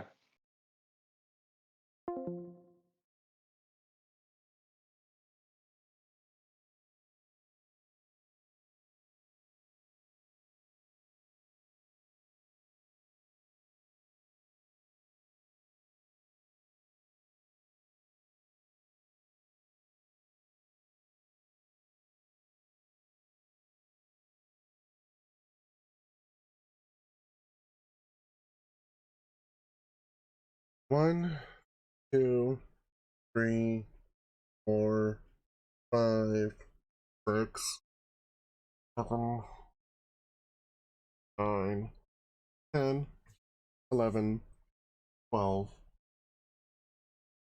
14, 15, 17.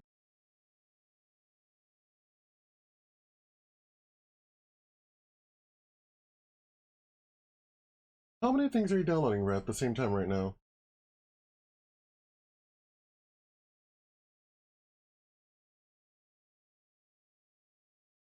Because my internet connection has been skipping and very intermittent.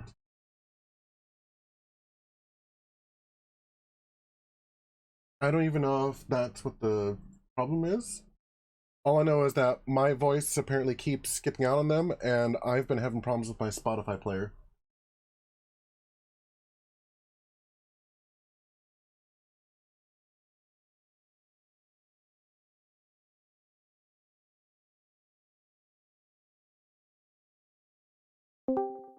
Before that happened, and they had lured them all to one side of the base, so they were like moving in a line, in like a kill zone, a kill cone, moving towards him. So as long as he was careful, he basically just ran backwards away from them, shooting them with his bow. I was really impressed with him. Okay, After rolling a fucking nat one. Welcome back, Jaime. thank you. Hopefully, shit's gonna work this time. It actually sounds worse. It sounds worse. Not Yep. not on my end. Maybe it is my end. I heard it too. Bad guy stepped out of the building. Okay. Bad guy stepped out of the building. He yells at the lemur to stop causing a scene. Then blinks and is like, oh. He's dead.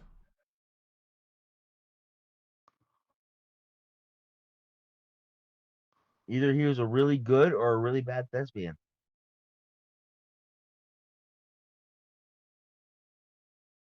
And then he takes out his scimitar.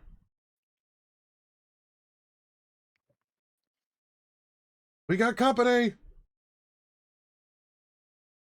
We're here now. I guess we won't be rolling surprise against the people inside.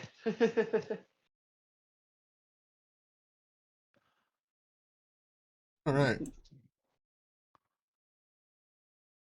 So he strides up to Crixus and attempts to attack him with the scimitar.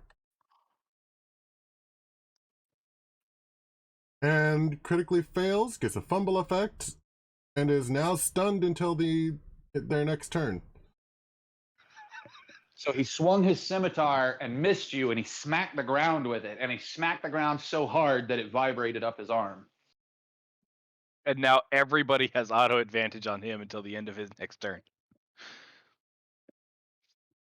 No, he's stunned. It's not auto advantage. It just means that he can either move or attack on his next turn, but not do both.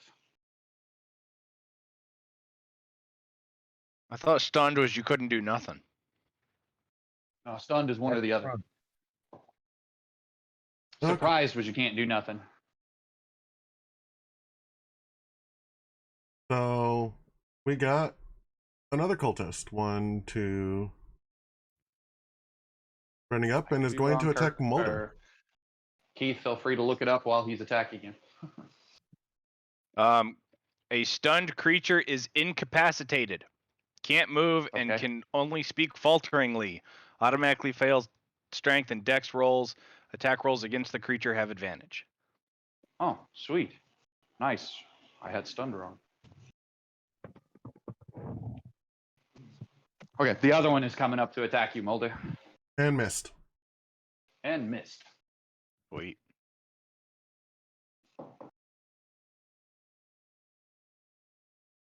And with that, we can see a bunch of giant C's.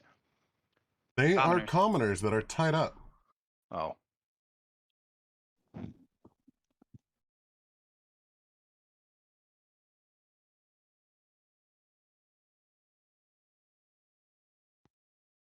I use a soliloquy. Be not frightened. We smash tiny brains of these weaklings, then save you. Because that's not frightening in its own way.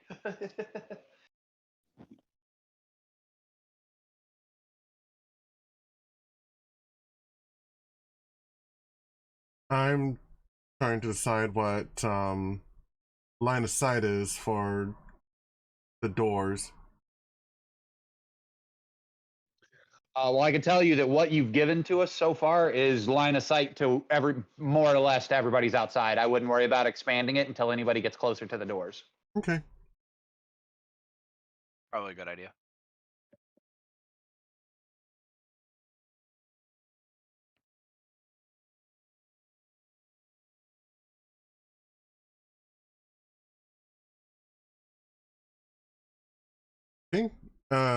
Acolyte runs up from around a corner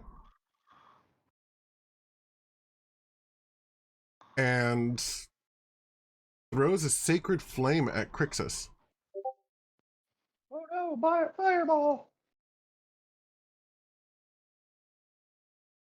And it looks like Crixus failed the dexterity save. Ah. For 5 damage. Oof. Ow.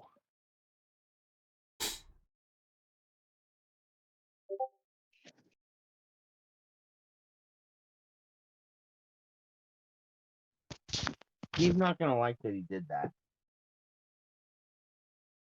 Another acolyte pops up and uses sacred flame, this time on Tinker.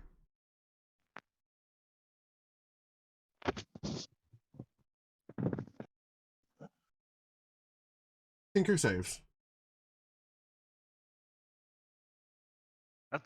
That's one of the issues I have with Sacred Flame is it's either it works or it doesn't. And not many save spells have a if they fail to save, just flat out doesn't work. Yeah. Well, Works in our that's, favor this time though. that's the thing about cantrips, is that the cantrips are all or nothing. Anything else beyond a cantrip is or has some kind of payout because you have a cost. For my soliloquy this turn, as the initiative passes to Edium, I say, artillerists at the door. I look over my shoulder basically to Edium and be like, hey, watch out. They have artillery at the door. I can't see who's on the inside, but I definitely saw those spells come flying out the door. Edium runs around the bush, stays kneeled behind there, but reaches out and casts Cure Wounds on Crixus. Nice.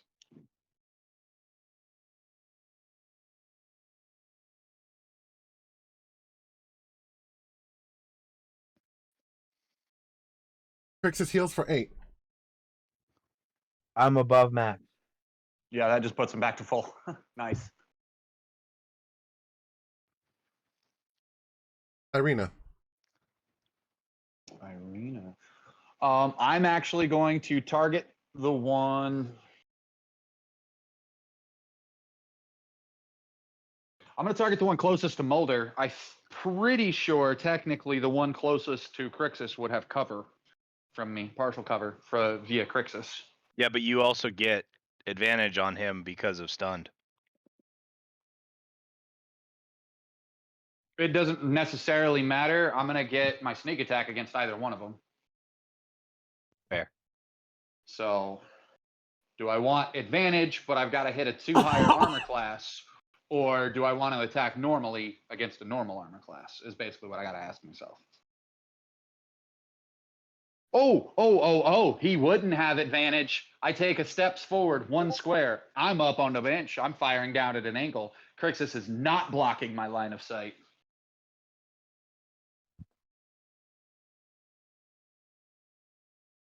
I stick So my I hand will up. attack that one. If you get shot this time, it's your fault, I say as I'm lining up the arrow.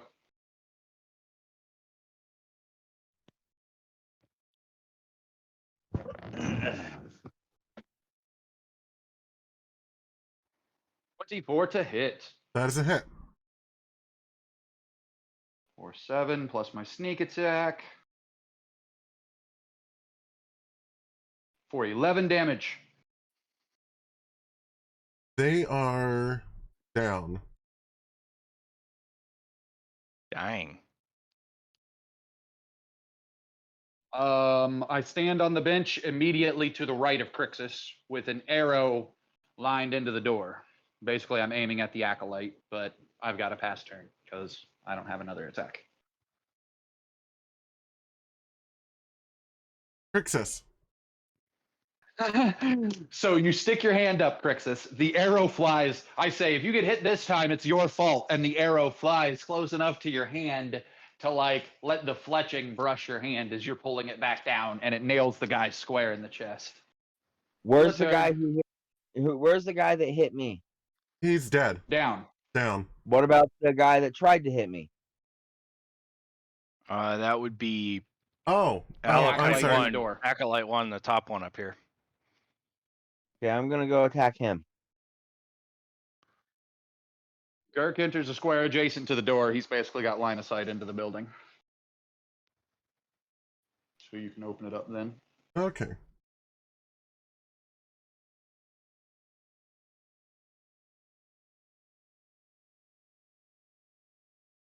You see that? And he gets And yeah.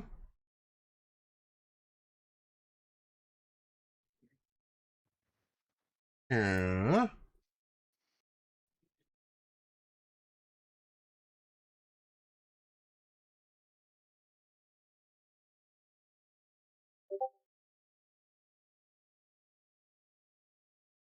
Yeah. And yeah. You see piles of glinting shiny coming from the pools of water. I know Crixus might not care, but there's glinting shiny in the pools of water.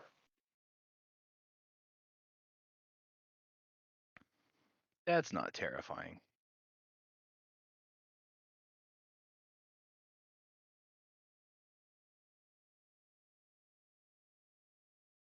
what the hell is that? Sounds like a UPS that's dying. No, it's our security cameras. Oh, that came from you? I thought it was Yes. in my room. Nope.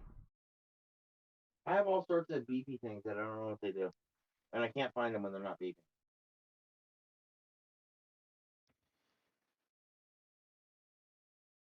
Okay, so you're gonna smack the acolyte, I assume? Yes. E. You still have? Do I still have advantage on him? Nope. Why? Because Everyone else advantage got is it. long since over. No, they I didn't. thought Not it if was we only haven't had next advantage this turn. Huh? He's got stunned. I haven't gotten to go since he got stunned. The acolyte. Stun I guy's killed dead. the guy that was stunned. That's the question I asked. And I answered the question. You did ask the question, is the one that hit me down? And we said yes. And then And you then said, what about the other one? You ran to the other one. You're currently standing in front of the other one. The one that stunned you or that was stunned is down. See, I was under the impression that the one that almost hit me was not the same guy that threw the fire at me. Regardless, I'm What? hitting him for. I'm going to use both my hammers on him. Okay. Sweet.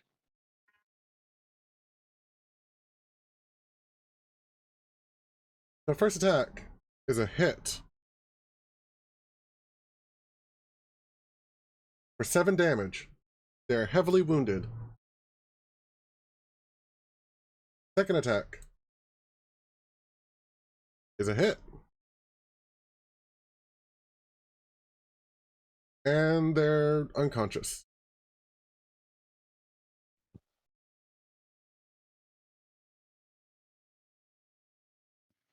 Yay. Cool. Is there anything else you can do during your turn? I can move more, but I don't really want to. Okay.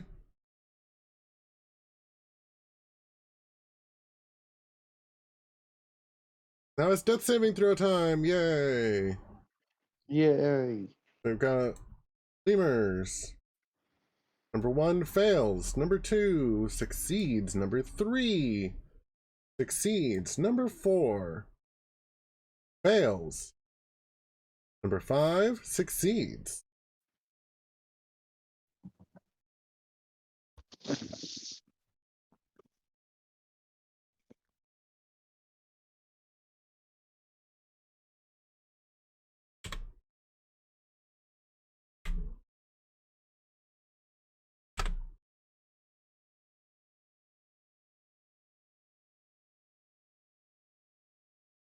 Right, then blast through all those.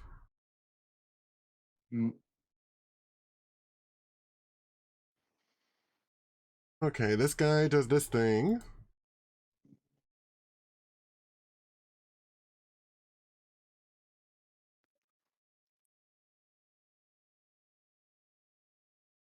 Oh, that didn't work out at all.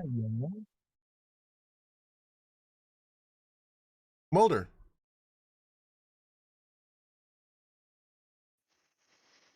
Yay. So Cultist 5 is standing in front of me, Affirmative.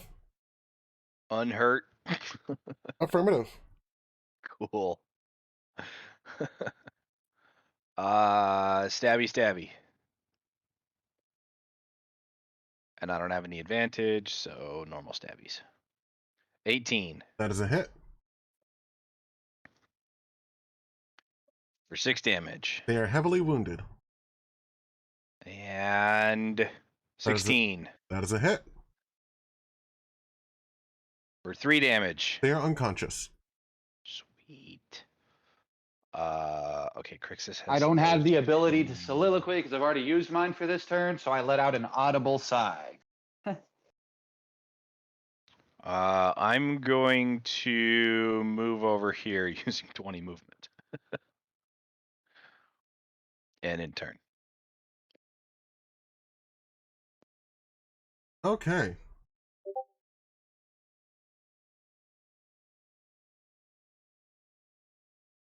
So 1, 3.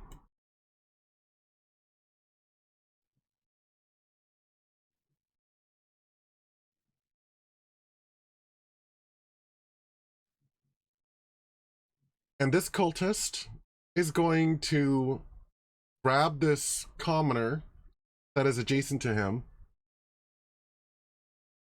and put their scimitar up to their throat.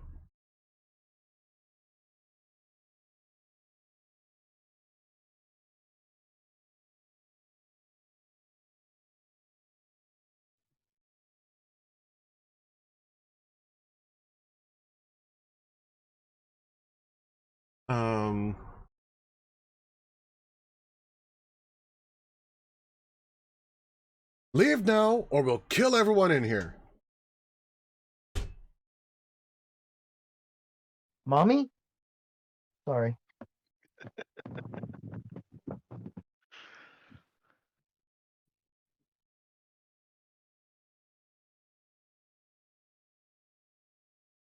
I can't respond.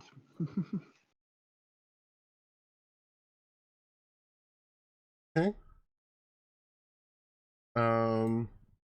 Let's see. I thought it was a good one.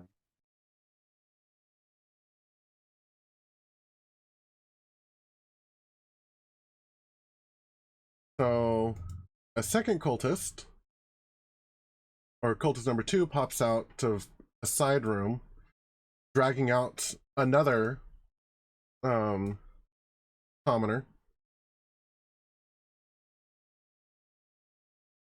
When he opens the door, you can hear frantic shouting from inside the room.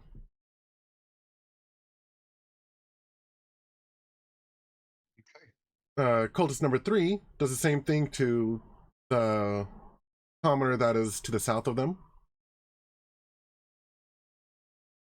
And then 4 and 5 need to do death saving throws.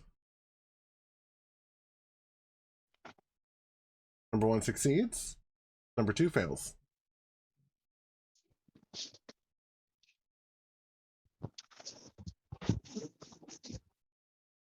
Or 4 and 5.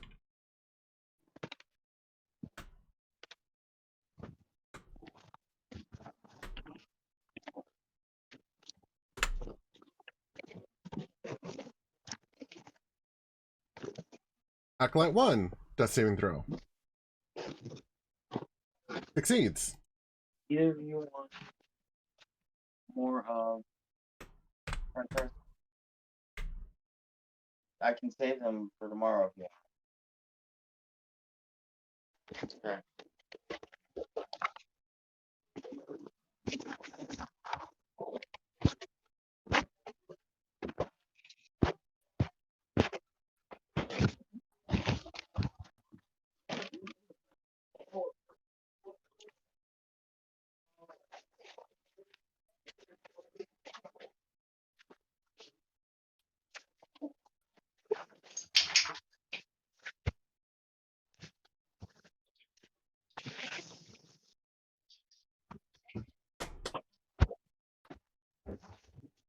Okay, and the other acolyte is going to cast Sanctuary Who's he casting it on? himself. So that everyone knows sanctuary spell. We roll at disadvantage to even be aware he exists, right? No, it's you have to pass a wisdom save in order to target him. Yes. Wisdom save in order to target him with an aggressive action. You only need to make that once in order to be able to continue to attack them. But if you fail, you can't target them with harmful effects. They can still be targeted by AoEs. And if they make a harmful action or cast a spell on one of y'all, Sanctuary immediately ends. Okay. So easiest way to break it without waiting for their turn is make him use an attack of opportunity if you can. Yep, run straight past him. Yep.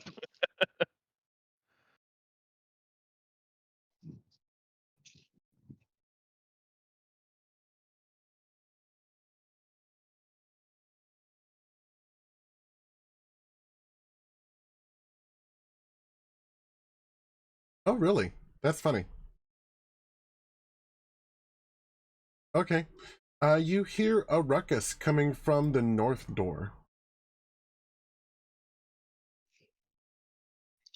So there's people on the south door and the north door.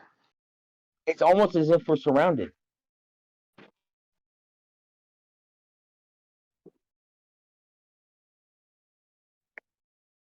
Though that could just be because there's a whole bunch of them all standing together in the same places.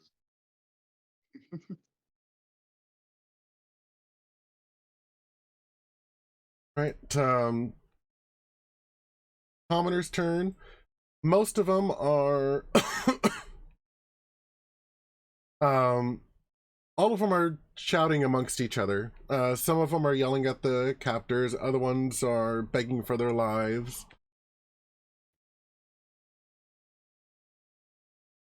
And top of the initiative.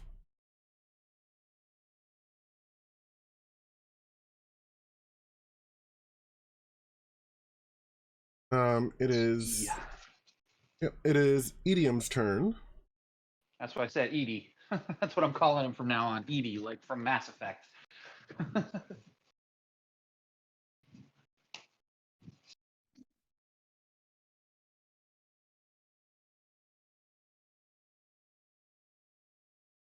And let's see.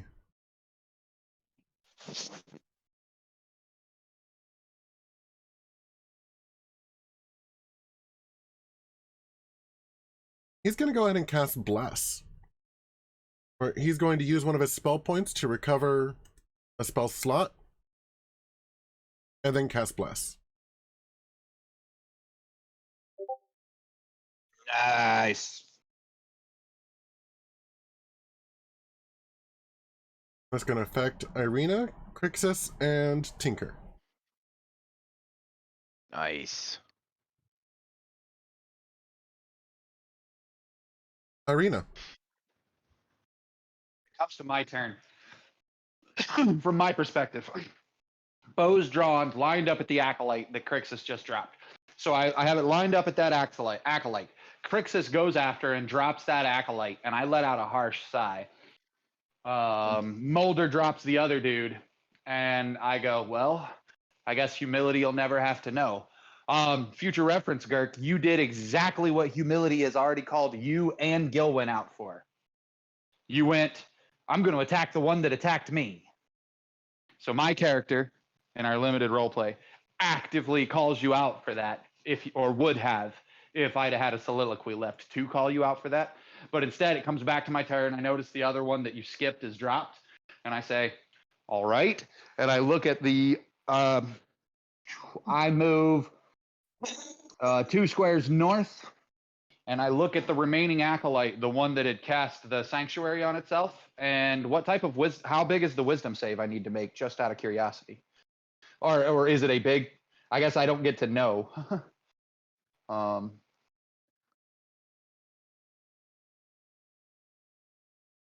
but it's just a wisdom save, right? Affirmative. Does bless apply to saves? It does. I rolled a 19 without using bless.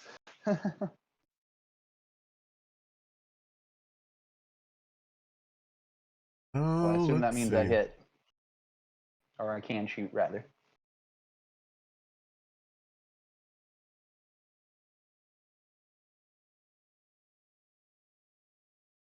I believe I believe that you made it. Okay. Oh, and then I miss with my bow. I'm sure of it. Wait, does the bless apply to attack rolls? Yes. Ha!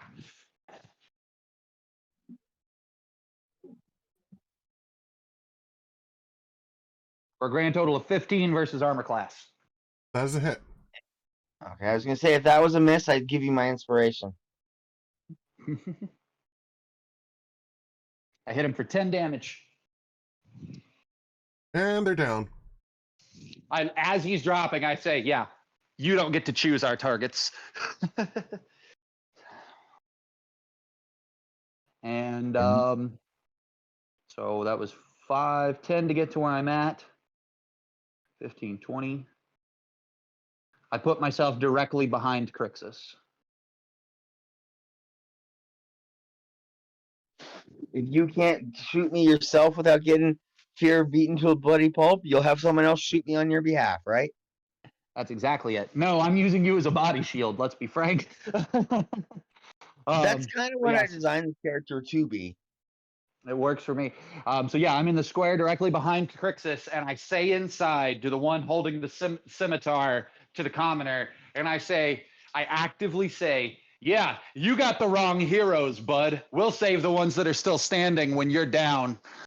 And my bow is like lined up to fire into the room. In other words, giving the party the go ahead. Like, go in there and slaughter them. If we lose a couple commoners, we're only going to lose a couple.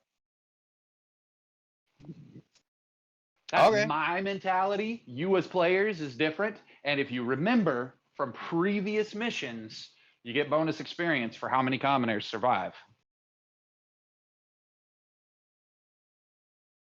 Oh So it's up to you as players and as your characters if you would worry about saving the civilians. I care about saving the civilians, but I care about the greater numbers moreover. You know, this guy is saying he's going to kill the hostage if we don't lay our weapons down, but let's be real. What's going to happen if we do lay our weapons down? He's going to kill the hostage and us. So the way I see it, if the hostage is going to die anyways, they're going to do it while we're armed.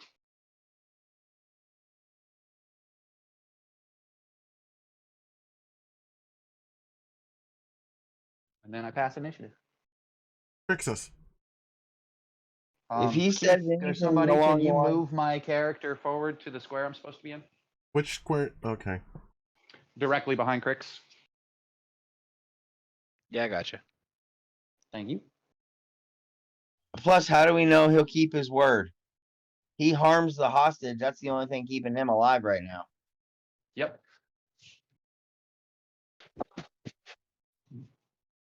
And I don't know about y'all. I won't propose it, but I would definitely let a standard "don't let me see you again" clause happen here. Like to the bad guys? Yeah. I mean, the bad guys are still humans, and we're here to say, well, civilians of the city, they're just under the wrong impression. If you remember, the cultists believe that if they sacrifice these humans to demons and devils, they'll be able to buy some like leeway and protect us. So the cultists think they're the good guys. So if you're of the mentality of accepting his offer and telling him get the fuck out of here, you're more than welcome to try to role play it. Make that persuasion check to tell him to get the F out. But that's on you. My character's already answered the question as far as she's concerned, and that's that we're gonna save everyone in there that we can.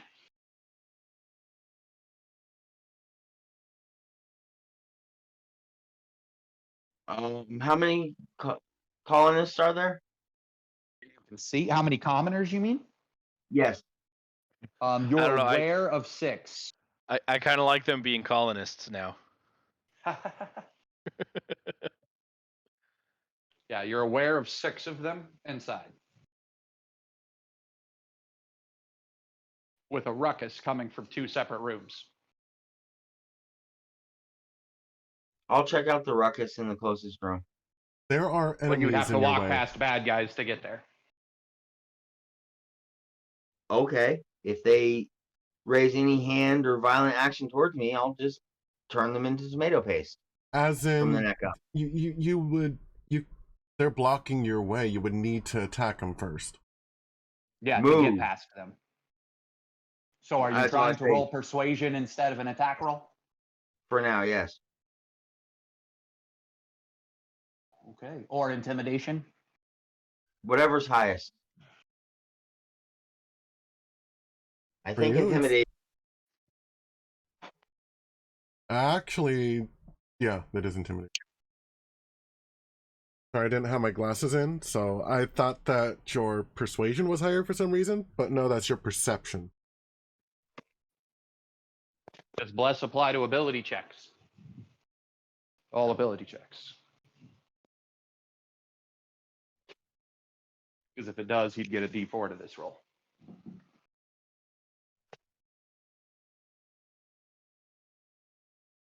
It is not.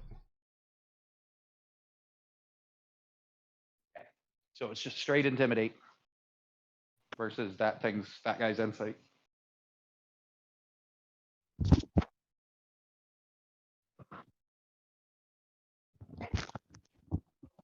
Give me a sec.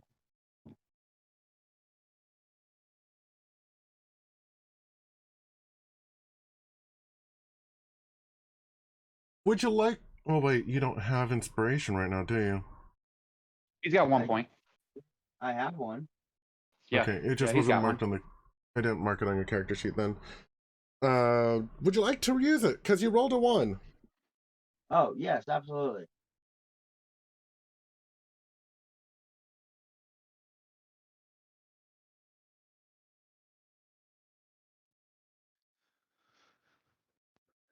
Okay, you rolled a That total one of only got you an 8.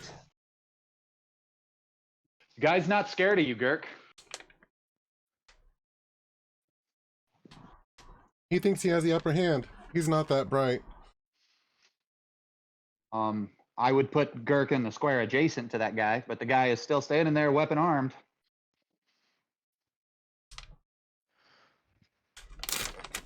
Girk, do you have a bonus action you can use? I thought that was my. I can attack as a bonus action. But I You had can only to, attack as a bonus action if you attack as your main. Yeah, and as your main, you did your intimidate. Right, there's nothing I can really do. Okay. Pass turn. Okay, death saving throw time.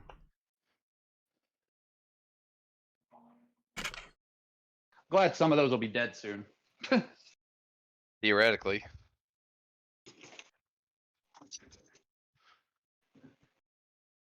So, number 1 fails. 2 fails. 3 passes. 4 fails. 5 fails.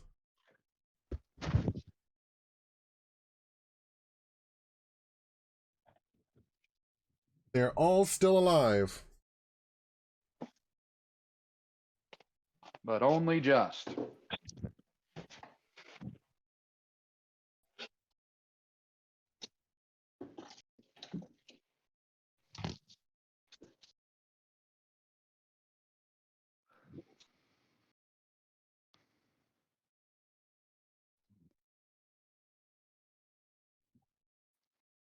Okay, you hear more ruckus in that, behind the... Oh no.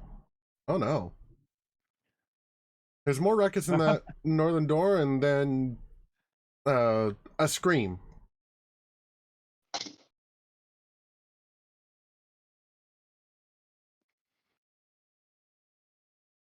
Uh...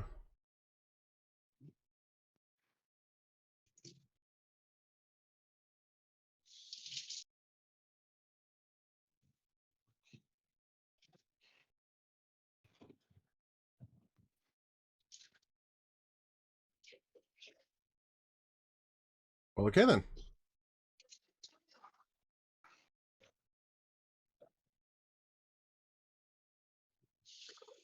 There's a ruckus. a scream, and then a thunk.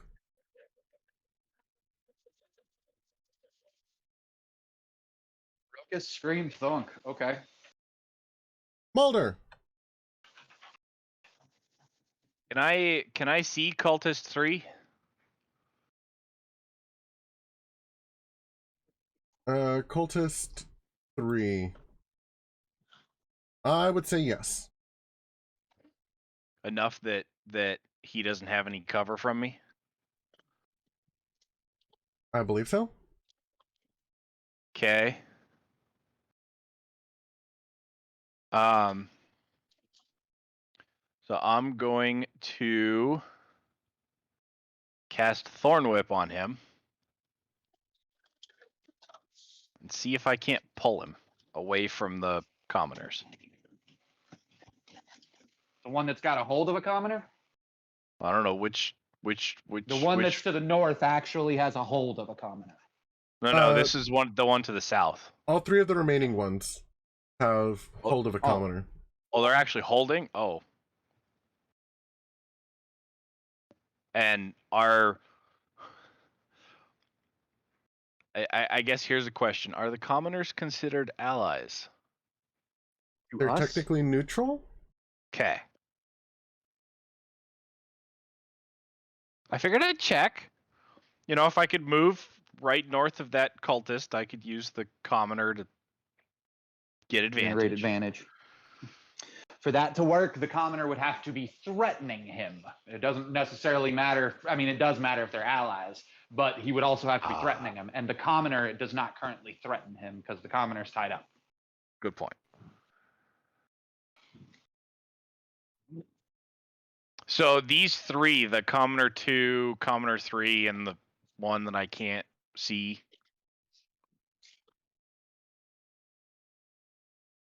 Mm-hmm. Are not. They're just tied up, right? Yes, all the commoners that you can see are tied up.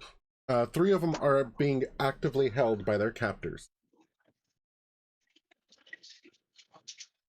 At sword point. Would you consider cutting bonds to be an attack? Cutting bonds is an item interaction. It's actually listed in the stack of lists for item interactions. So good wording. So if I moved here, cut the bonds on commoner 3, I could still double attack cultist 3? Theoretically, yes.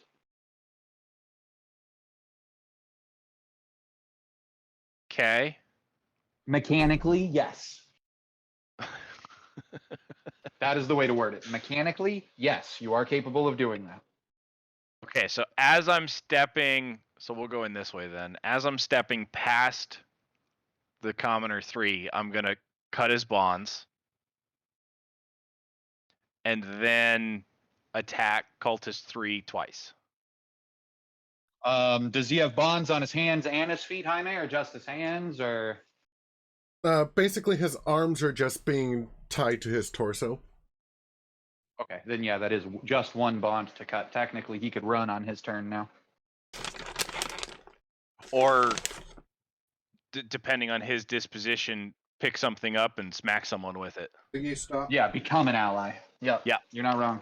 That's kind of why I did that. I can at least let him choose what he's going to do at this point. Okay, so I'm still going to attack cultist 3, but now I'm going to stab him.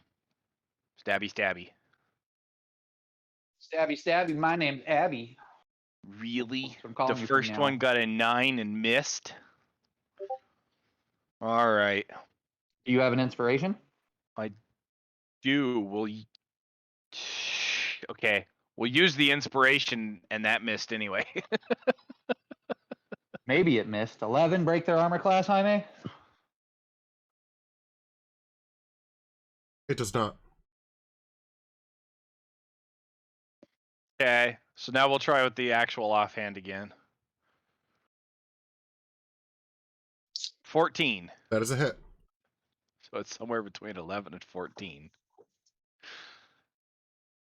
And he takes 4 damage. Okay. And then I'll pass turn.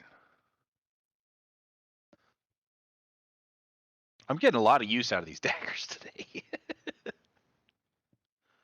Not gonna lie, I might be handing a dagger to that commoner. So If I had another one, I would have. Cultist 1 is going to... Oh, also, Keith has full line of sight to everything inside the building now. Oh, I suppose you both do. At least for this room. Yeah. Oh, they both do now. Yeah. Yeah.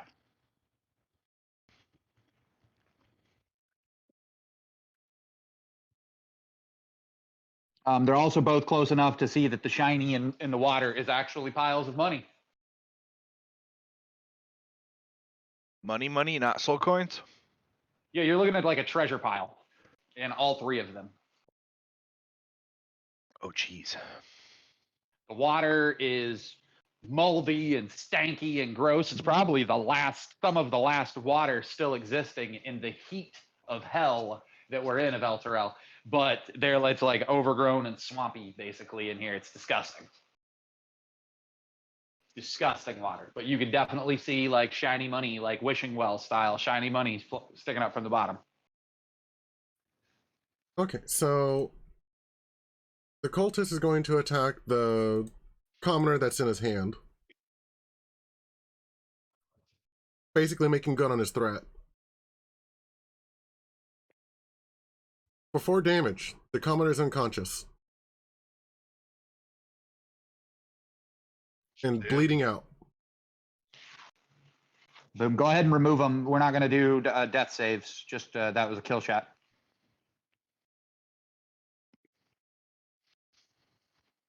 So yeah, Garrick, you run up and you go move, and his response is slice the dude's throat and ready his weapon for you. Killing the commoner, Jaime, in this case is an item interaction.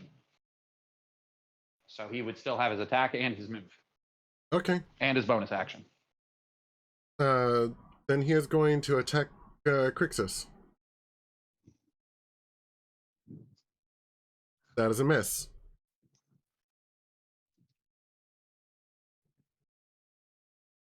Cultist number 2. Will attack the commoner will kill the commoner that he has in front of him.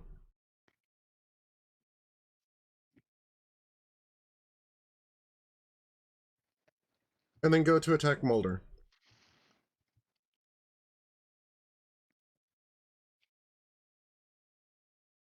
That is a hit. For 5 damage. Ow.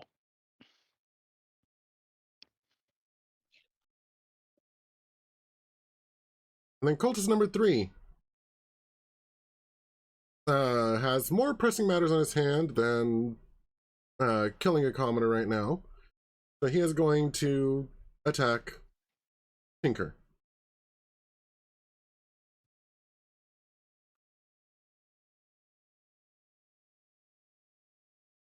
Mostly because he was already attacked by Tinker. Oh wait. Nope, never mind. He missed. Never mind, he missed.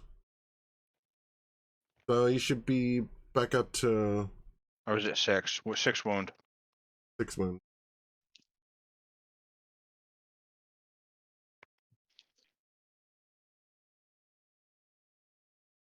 I fixed it. Thanks. Alright, cultist death saving throws.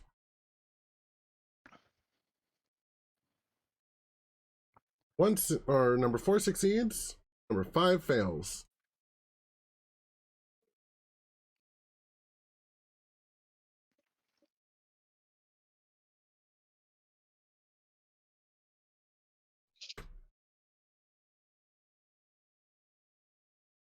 Okay, Acolyte death saving throws.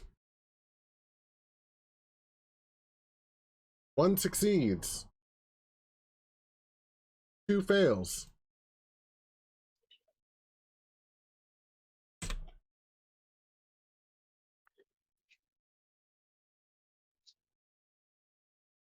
Commoner's turn.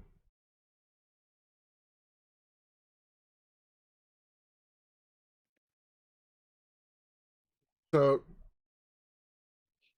Commoner 2 just kind of screams in disbelief over the death of the one that was right in front of him. Commoner 3, now broken from their bonds, steps forward, grabs the club from the fallen acolyte,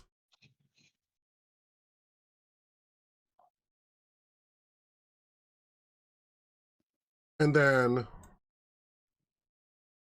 goes down and tries to smack Cultist 3. Oh no, wait, Cultist 2 actually killed someone, so he's going to attack Cultist 2. Mm-hmm.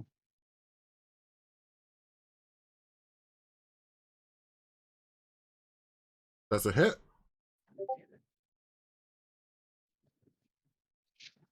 For 1 damage.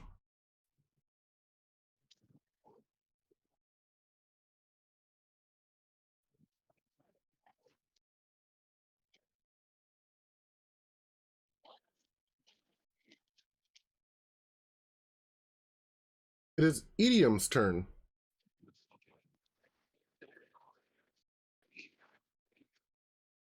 Idiom, gonna go 1, 2, 3, 4, 5.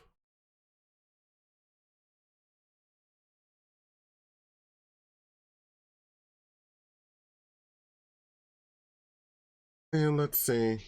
Out of the 2 of them, it looks like Moulder is the one that's hurt the most. So Idiom is going to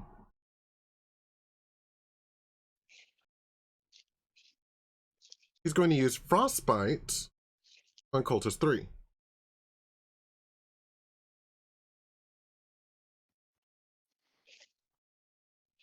Who fails their saving throw.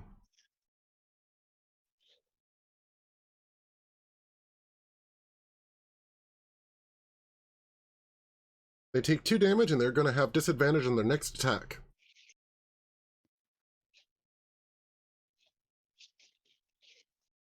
Irina. 10, 15, 20, 25, 30. I place myself behind the one that Crixus is fighting. So up here? No, behind it, directly across, combat advantage. Because I can do that without provoking any attacks of opportunity.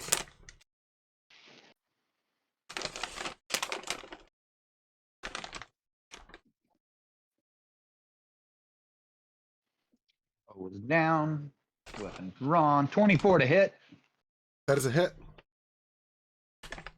12 damage without applying my snake attack. Is it still standing? No, it is not. Okay.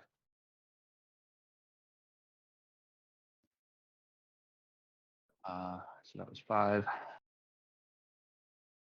10, 15, 20, 25, 30, 35,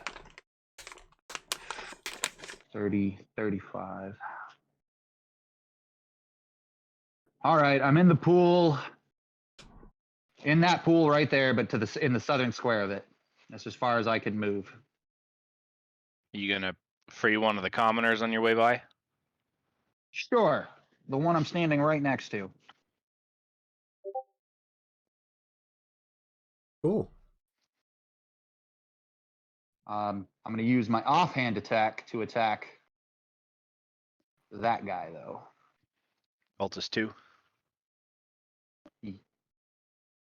22.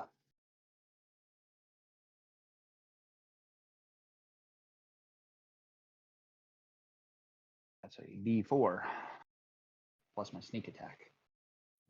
Okay, 22 is a hit. For 6 damage.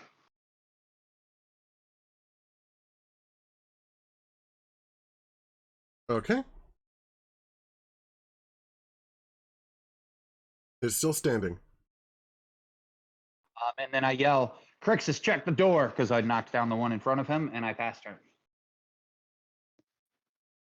Crixus.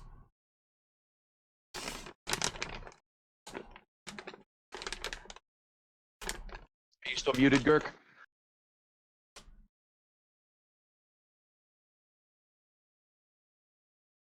Are you here, Girk?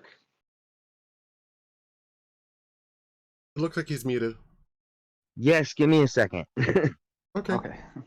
I was screaming that in my phone. I'm like, I'm here, I'm here. And every time it would bring up the menu to unmute myself, it would go back to full screen before I could hit the button whenever someone talked. Nice. I was like, damn it. I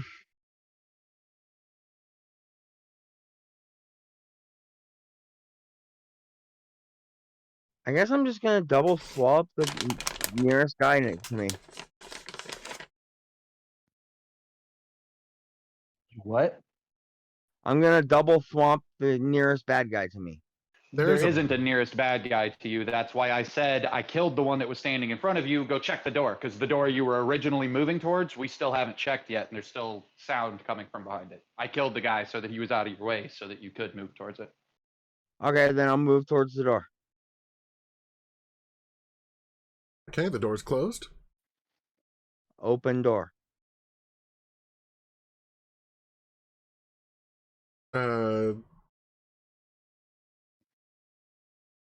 Door is open, and you see an imp. An imp in front of a dead commoner. Their tail is dripping with blood and venom. Nice. Feel free to go ahead and remove that commoner's tracker from the map. Dead body.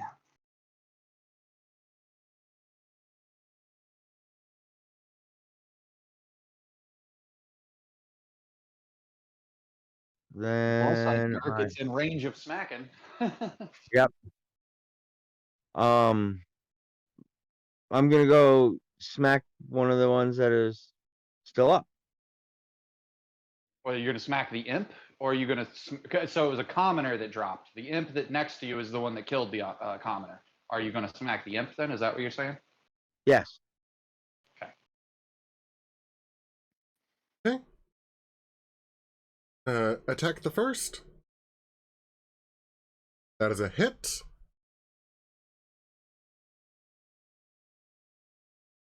For 6 damage. Oh, sorry. 3 damage because he partially resisted. Oh.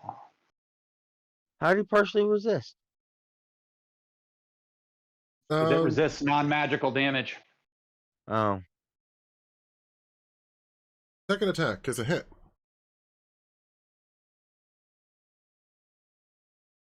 For 5 more damage. They are heavily wounded.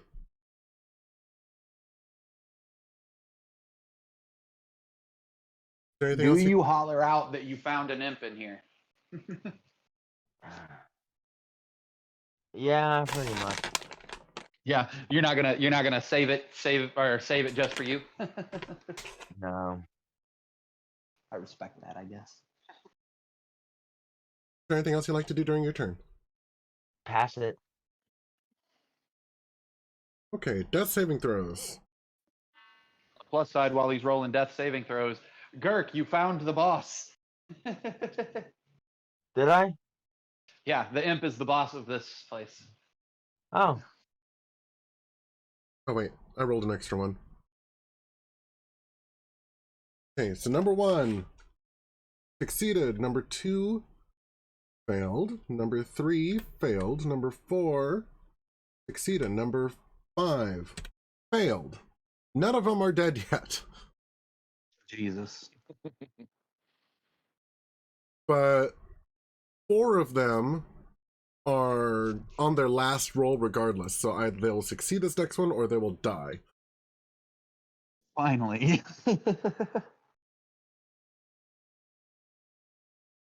Imp's turn.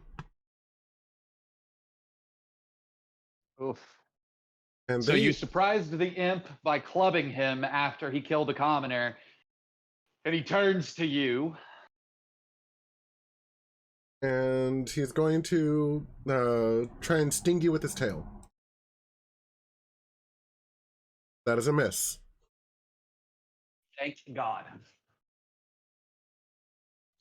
Moulder. So that imp tail, guys, so you know if the imp rolls maximum damage on his tail, he can drop any one of us in one shot. Yeah, those imps are nasty. Yeah. That's why I wanted imps as bad guys. We fought imps in the main party. At this point in the main party, we fought a dozen imps, and they've never been threatening to us. That's why I wanted to put them against our first level party, because like imps should be a little bit of a threat.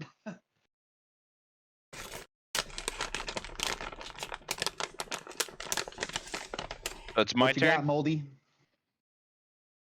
Yep. You're both heavy. Okay, so you cut My life two into pieces. with this. Sorry. The commoner right next to you. You cut their bonds. Yes. Okay, so I'm gonna attack cultist 3 again. Same stabby. Was that the southern one? Yeah. Okay.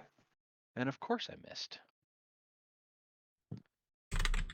Rolled so good, and now I'm rolling so bad. Are those rolling with disadvantage? Why are those rolling with disadvantage? Oh, because it's classifying me as unconscious. Oh, whoops. Hold on. Cool. I'm Reroll sorry. your attack rolls. I'm going to. Give a brother a heart attack. Oh man, yeah. I was sitting here going, "Why is it rolling 2?" I didn't even realize that it was. Okay, a go ahead and disadvantage reroll. thing. So All you right. know, Keith, the way you can tell if it's disadvantage or advantage when it rolls. If it's advantage, it pops up green. If it's disadvantage, it pops up red in the Well, log. it also says dis right here. Yeah, I can't see that very easily unless I zoom in since I'm on my phone. Fair but enough. the colors are a giveaway. 13. I know Gurk can't see the colors. Does a 13 hit, Jaime? Yes. I was like confirming, even though it tells us it does. Oh, I know. I've had weird errors where it told a different armor class than what they really had. All right. So cultist 3 is down. I'm That's the southern going one. to. So yes, you can use your offhand to tag this other guy. Well, that's an option. Or The and other your item option. interaction to open the other guy's hands. Well, so I can't get to commoner 2 up here because you did this Without guy. provoking an attack of opportunity. Yeah, that was my bad. So I was gonna move down and use item interaction on one of these guys and offhand bonus action on the other to cut their bonds. Offhand bonus action, you wouldn't be able to cut their bond. Of course not. Okay, fine. Attacking cultist 2 it is. I was about to say, you could still get your one free item interaction. I'm going to, but I'm gonna stab the cultist first. That is a hit. 13. All right, cool. Well, now it doesn't matter at all because all the guys in this room are dying. Unconscious. So you move south and untie a guy, or move north and untie a guy? I'm gonna move north and You can untie. always tell the other commoners to untie the other commoners. Yeah, let's do it that way. I'm gonna move down here and cut one of these two and tell him to free the other one. So that was 5, and then we're gonna go. No, give me, please. Fine. He can't click himself because of the token. There we go. I'm gonna move up between Crixus and Cultist 1, but I can't move myself. Yep, because you're standing on top of a dead body. Jaime, he keeps accidentally grabbing the dead body. Thank you. So one of the commoners down here is free and left with instructions to untie the other one. Okay. Except for he doesn't. There's only speak. one left tied up in this room. And then pass turn. And yeah, he's standing right next to me. Or sitting or laying or whatever. Okay, death saving throws. I've got 7 of them to make. Jesus. It's the joy of minion battles. Oh, wow. Bang. Everyone saved. Except for the second one. Ooh, that means I get to kill him again.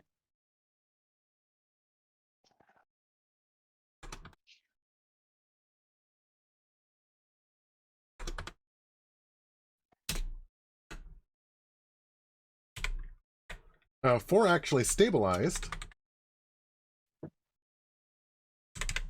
And five got a critical. Oh, okay. So they're doing pretty well, actually. Oh no, wait, the cultist number 5 didn't get the critical.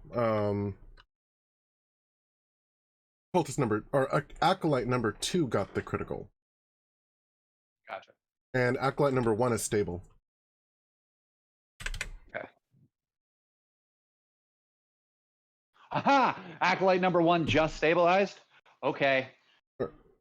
Yes. His unconscious body lets out a little giggle for anyone close enough to hear. And we're all in the same room, so we're all close enough to hear the unconscious acolyte's body giggle.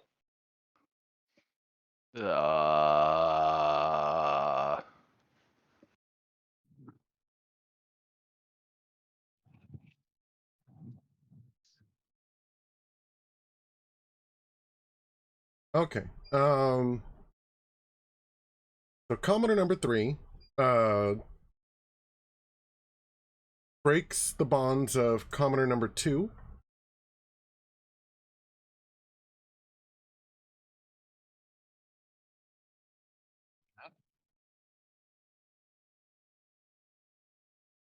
Let's see.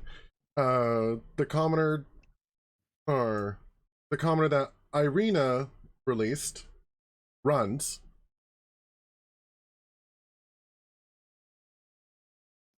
I'm just gonna put them there. Actually, they're gonna dash.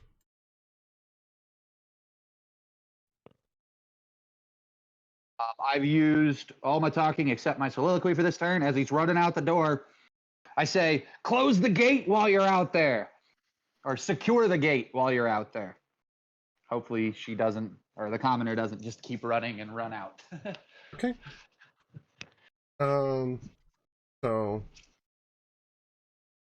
this commoner will break the bonds of that commoner and also run 1, 2, 3, 4, 5, 6.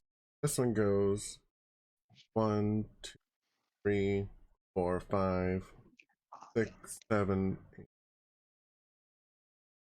12.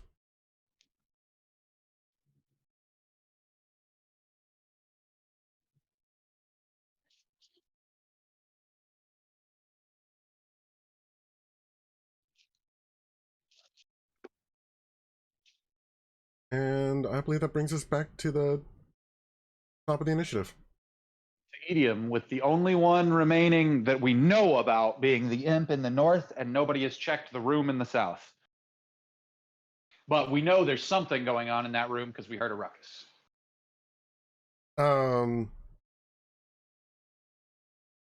Idiom turns and looks down at the acolytes. Oh, he's definitely close enough to hear the laughing body.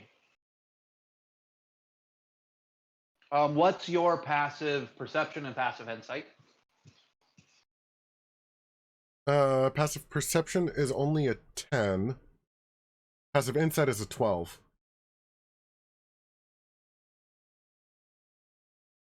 It's a 10 and a 12 because it's fairly easy, and the fight was literally just earlier today,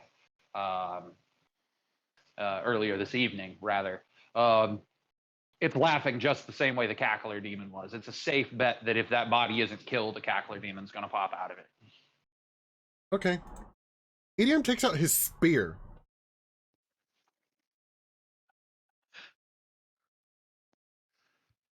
And just kind of stabs it. Right, reinitiating death saving throws. the cackling stops, but the death saving throws are back on. That counts as one death saving throw or one failed? Or... No, it was stable. It was stable, so it doesn't count as one failed. It just reinitiates. It destabilized. Okay. So it's back to 3 and 3 need to be rolled. Understood. Irina.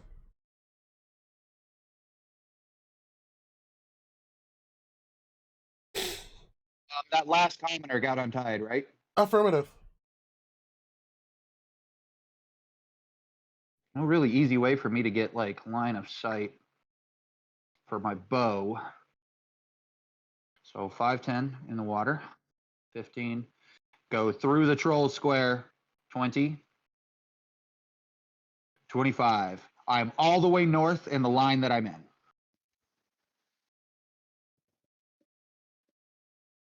Got it. Somebody, thank you.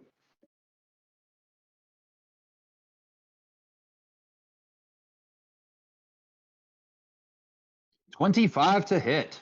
That is a hit. Miss. 7 damage, partially resisted. I'm gonna go ahead and apply my sneak attack first before you partially resist. 8 damage, partially resisted, so it takes 4.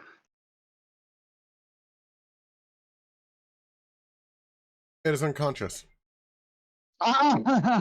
Even with it resisting? It had 2 hit points left. Yeah. I used my offhand to stab it with the dagger and immediately initiated its first negative saving throw. First 2 negative saving throws. First 2 negatives. Because it auto crits. Okay. And then I have 10 feet of movement left. Which I... Oh, yeah, I can. I move to the square immediately to the left of Crixus. And pass turn. Crixus, the only bad guys potentially left, that might have been everybody, I don't know, is the door to the south, which is currently still closed. Let's head that direction. Okay. Water counts for hindered terrain, so that is 2, 4, 5 squares to get to that door, just so everybody knows. Okay. Or just go around it. Yeah, he could run around it, and the math would be 4 squares. The door is only Either mostly... way, it's a lot of squares. The door is only mostly shut. They left that room in a bit of a haste. All right, so it then is I will not assume he latched. can see in. Okay. You push it in. There are 2 more commoners that are tied up. No bad guys? No bad guys. Okay. There is an altar in this room, Girk. On the altar is another pile of money and treasure. Jaime, is that all the bad guys? That is all the bad guys. Sweet. How many What kind of commoners still treasure? remain? I will explain the treasure in a minute because we'll add it to the party inventory. If there's no Okay. bad guys in there, there's no reason to like divvy it up yet. 1, 2, 3, 4. 7 5, commoners. 6, 7. 7 commoners. Okay, that's 70 experience. And then add up the experience for the bad guys. And then we will divide that by 4, and that's how much experience everybody gets.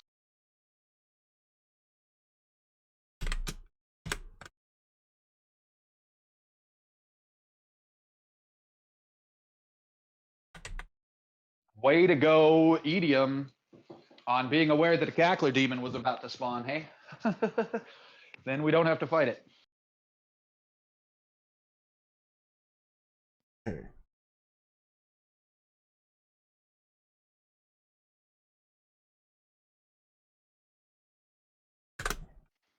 Let's see. That's them. That's them.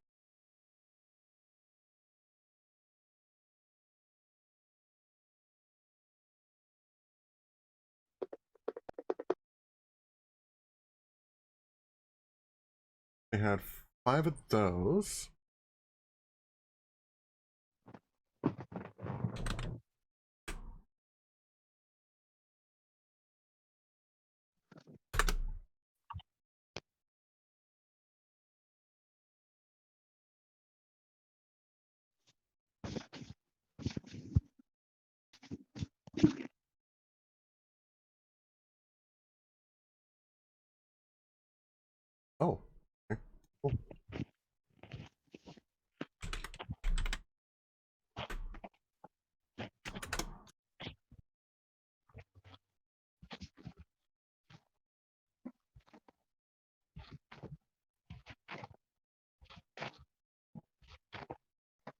last but not least, oh wow.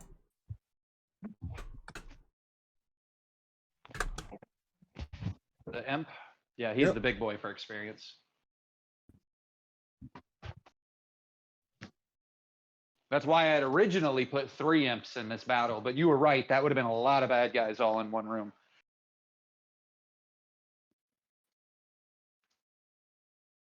Okay. For a level 1 party. That imp didn't even get a chance to turn invisible if he wanted to, Jaime. No. Even if he'd have didn't. turned invisible, he would have provoked attacks of opportunity trying to get past us. Yep.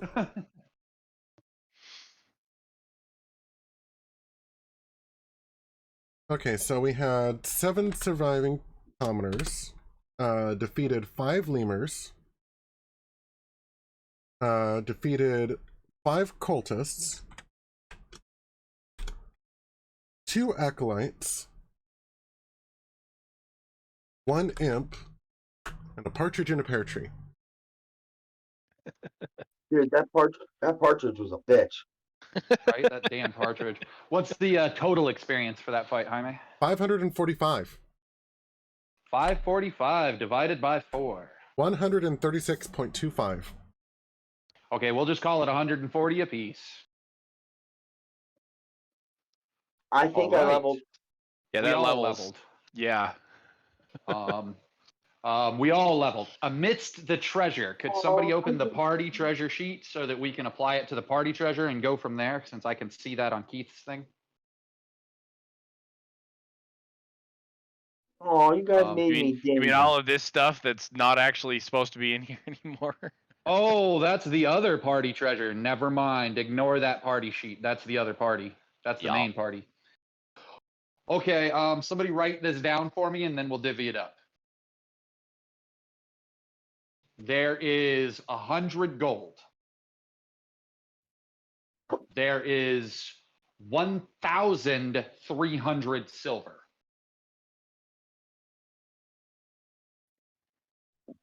There is 100 electrum. And there is 1,000 copper pieces. No platinum.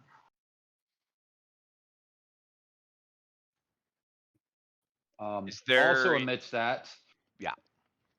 you, Keith, find a wand of secrets, magic item. Girk, you find a +1 mace.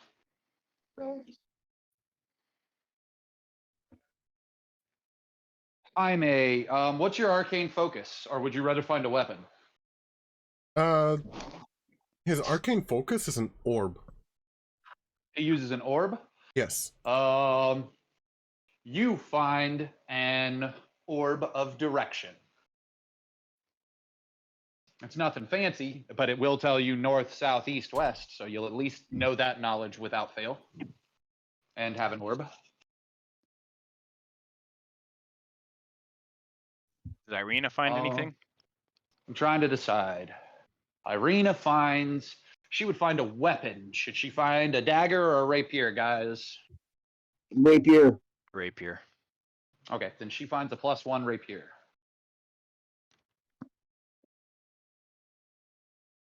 Unfortunately, Jaime and Keith did not find a +1 item, but they do have some unique abilities that they didn't have access to before, the Wand of Secrets and the Orb of Direction. I'm trying to see if the +1 orb or +1 mace is better than my warhammer. Oh, you use Warhammers. Shit. Does he use Warhammers? I thought you used maces. No, he Warhammers. uses. I No. have a mace. He Okay, then uses make it a plus. Go ahead and make it a +1 Warhammer. Okay. Yeah, this was rewarding you guys, for all of us, for achieving the level, for doing what we've done. So, you're a weapon user and I'm a weapon user. Having a +1 item is fine. Both of them use implements. And in this tier, implements unfortunately don't have +1s, but they often have unique abilities, like the Wand of Right. Secrets. Nice. Did you Yeah, look that at what wand- the Wand of Secrets does? That wand could be useful. Dude, that wand, I want our main party to have a Wand of Secrets, dude. Read it to the party. So it The wand has 3 charges. While holding it, you can use an action to expend one of its charges, and if a secret door or trap is within 30 feet of you, the wand pulses and points to the one nearest you. Regains 1d3 expended charges daily at dawn. To that end, somewhere in the bathhouse is a secret stair to the dungeon in the basement. You can detect it the moment you pick up the wand. All right, give me a sec. Let me.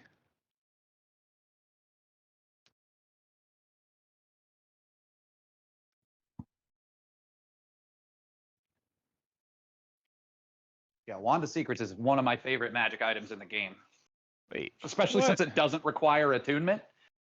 You can hand it to your when you hit level 2 and you take your Artificer invocations or whatever, Artificer infusions, you can hand that shit to your homunculus servant and your servant can do all the detecting for you. What's it from? What's it what? What's it from? What book? Wand of Secrets. It's from the main DMG. You're Then currently looking at armor and weapons in there.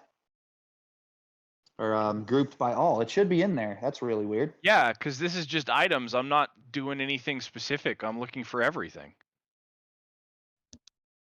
Like there's Try nothing the even DMG. wand Just of. click the DMG wand of. Weird that it's not showing it populating. I don't know how to make items populate in there right now, to be frank. You're going to have to build it. You're going to have to copy and paste and build it. Cool. I'm gonna At use a least- charge though. Yeah, I figured.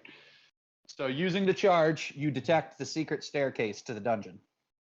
Now, the building that you're in, if you look at the map, you notice a magic red circle like appears around the building you just cleared, but the X is still there.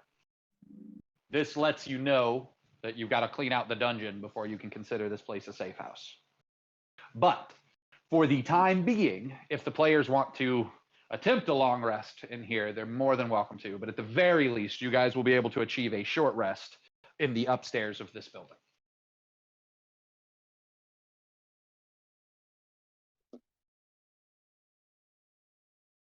As far as the gold goes, do we want to split that up? Does somebody want to keep track of it as an own separate party inventory, and we assume it goes back to the caravan? I mean, I don't care about money as long as I'm getting items on its own personally. So it is what it is. Same here. I vote all money should go to the caravan to take care of the caravan. Yeah, well, I mean, So the caravan is eventually- definitely eventually- funded enough to take care of it, but I do agree with you that if we revert it to the caravan, it runs the chance of ending up in the main party's hands as Jaime can decide to quote unquote pay us at any point. I'm basically creating a treasury that the little pseudo dragon keeps track of. What if we take Between like, a pseudo we dragon and a split mimic. 10 Cut out, Jaime. What was that, Keith? I was gonna say, what if we take 10% and split that among ourselves and send 90% back? I mean, that's kind of how I feel. Because then if we ever do encounter a merchant, at least we've got a little spending money. So figure out how much we get, Keith, or whoever wrote it down. I wrote it down. How much? Figure out how much we get a piece, and then the rest will go back to the party, to the main party, or the caravan, as it were. And I would just let Jaime know whatever the main number is to send back to the caravan.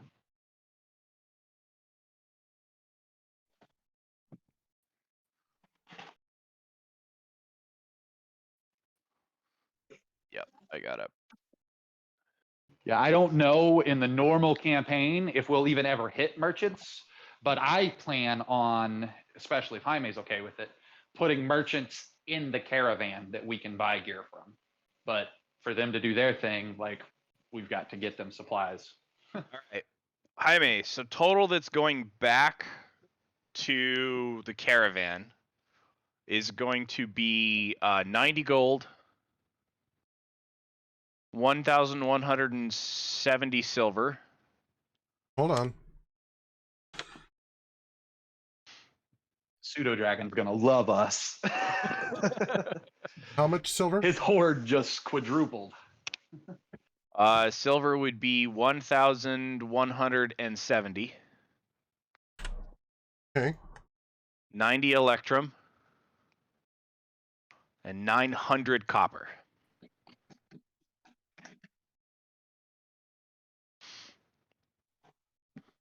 Okay. And then Individually, we all get.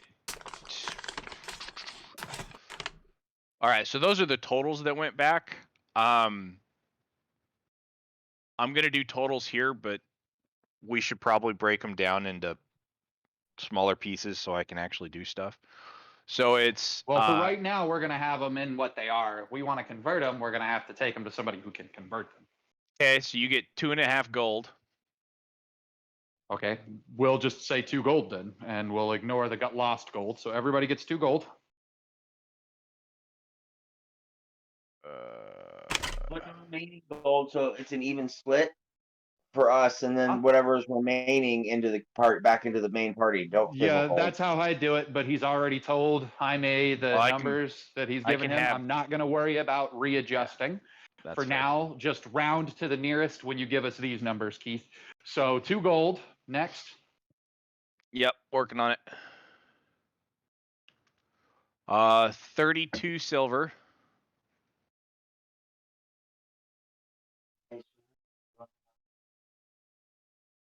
Two electrum. Electrum. Sorry, brain's trying to type it and everything. And then it should be 25 copper. That's a reasonable amount of money to give to us anyways. Right? The 2 gold's almost like really good at level 1. Yeah, well, and you gave us 2 electrum, so that's technically a 3rd gold right there. Yeah.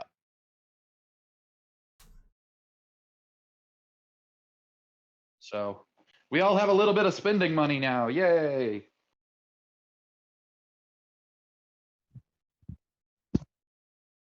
Yay. Amidst the things going back to the caravan, I assume we collect all the bad guys' weapons. There's really nothing there that we would want. A handful of scimitars and clubs. If somebody wants a scimitar, go ahead and take one. Otherwise, I say we send all of that shit back to the caravan too. Are scimitars light? Scimitars are finesse. I don't know if they're light. Yeah, let me look. Scimitars are light. I will take a pair of scimitars. There is one more thing that we found in there that I completely forgot. You are checking them, and so you're going to take a pair of scimitars. Okay. I also need you to roll a percentile for me. Okay. There was something I was waiting on. I completely forgot. I have it written here as a reminder. Specifically 74. for you. So 74. Okay. I'm not sure what the stats are. Not the revolver, but the lowest grade hand cannon, handgun. You find one with 5 bullets. Ooh. I know it's a D10 damage, but I don't know what it's called. I think it might be called hand cannon.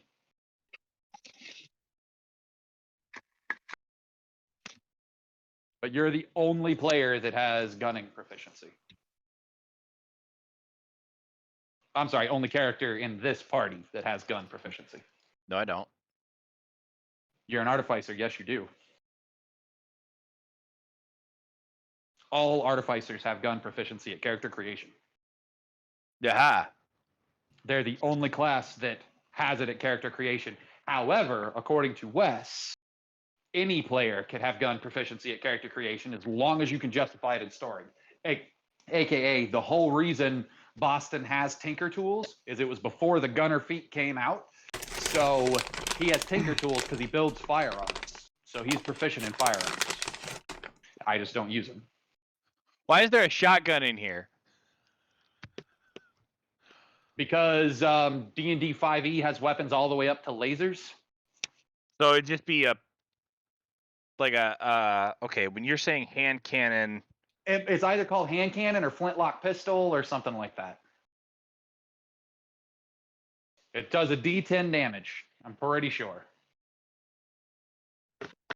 In this case, it's just a pistol. It just says pistol. Yeah. There you go.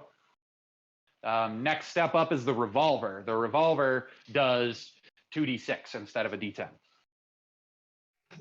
Annoyingly, it still has the reloading property, which I have issues with. The fact that it has the reloaded property. In my opinion, it's a revolver. The reload property shouldn't apply until every 6th turn. But 5e likes to, as they say, not be complicated. So they didn't apply that. How many bullets? 5, you said? 5 rounds.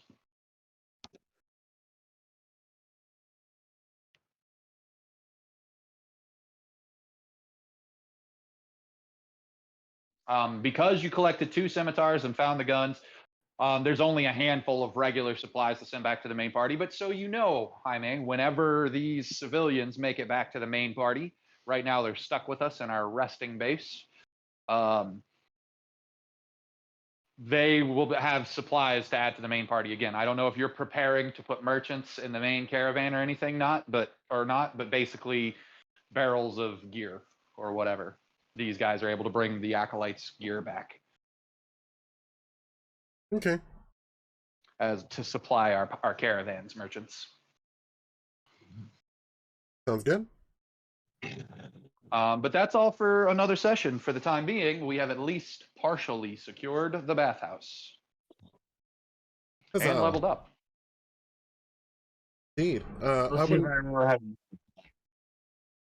how. Jaime, you cut out again. That happens. I went ahead and leveled up myself in Fantasy Grounds. I'll probably work on that later on D&D Beyond. Mm-hmm. Yay. Yep, I'm excited. We can all give Cam crap for not being here to get his 2nd level.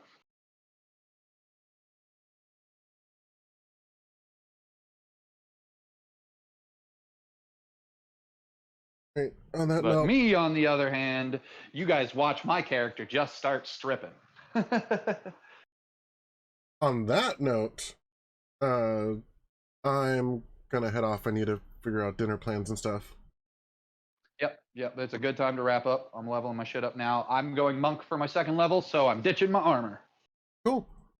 I can't find fighter. Oh, that's multi-class. Never mind. All right. Jaime, have a wonderful night. Everybody else, I had a lot of fun gaming with you. Enjoy leveling up. Alright, I'll go ahead and leave the server open in case y'all need it. But I'll see y'all next time. Yep, see you, brother. Have a good night. Good night. Good night.